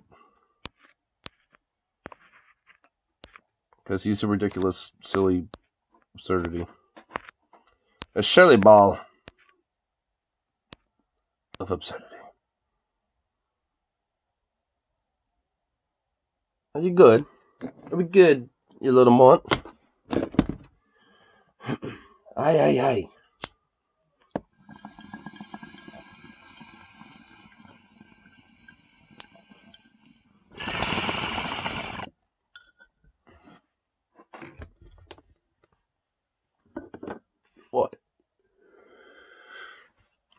What, little pup? You. I think I'll at least call it good for the rest of the evening. We're going off for a nice little 3 hours. All that fun too. So, anyway, peace out. And of course, be back around for a little coffee stream for tomorrow before work.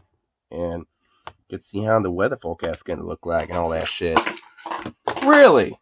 Okay, now I have to deal with him too. So, peace out. See you.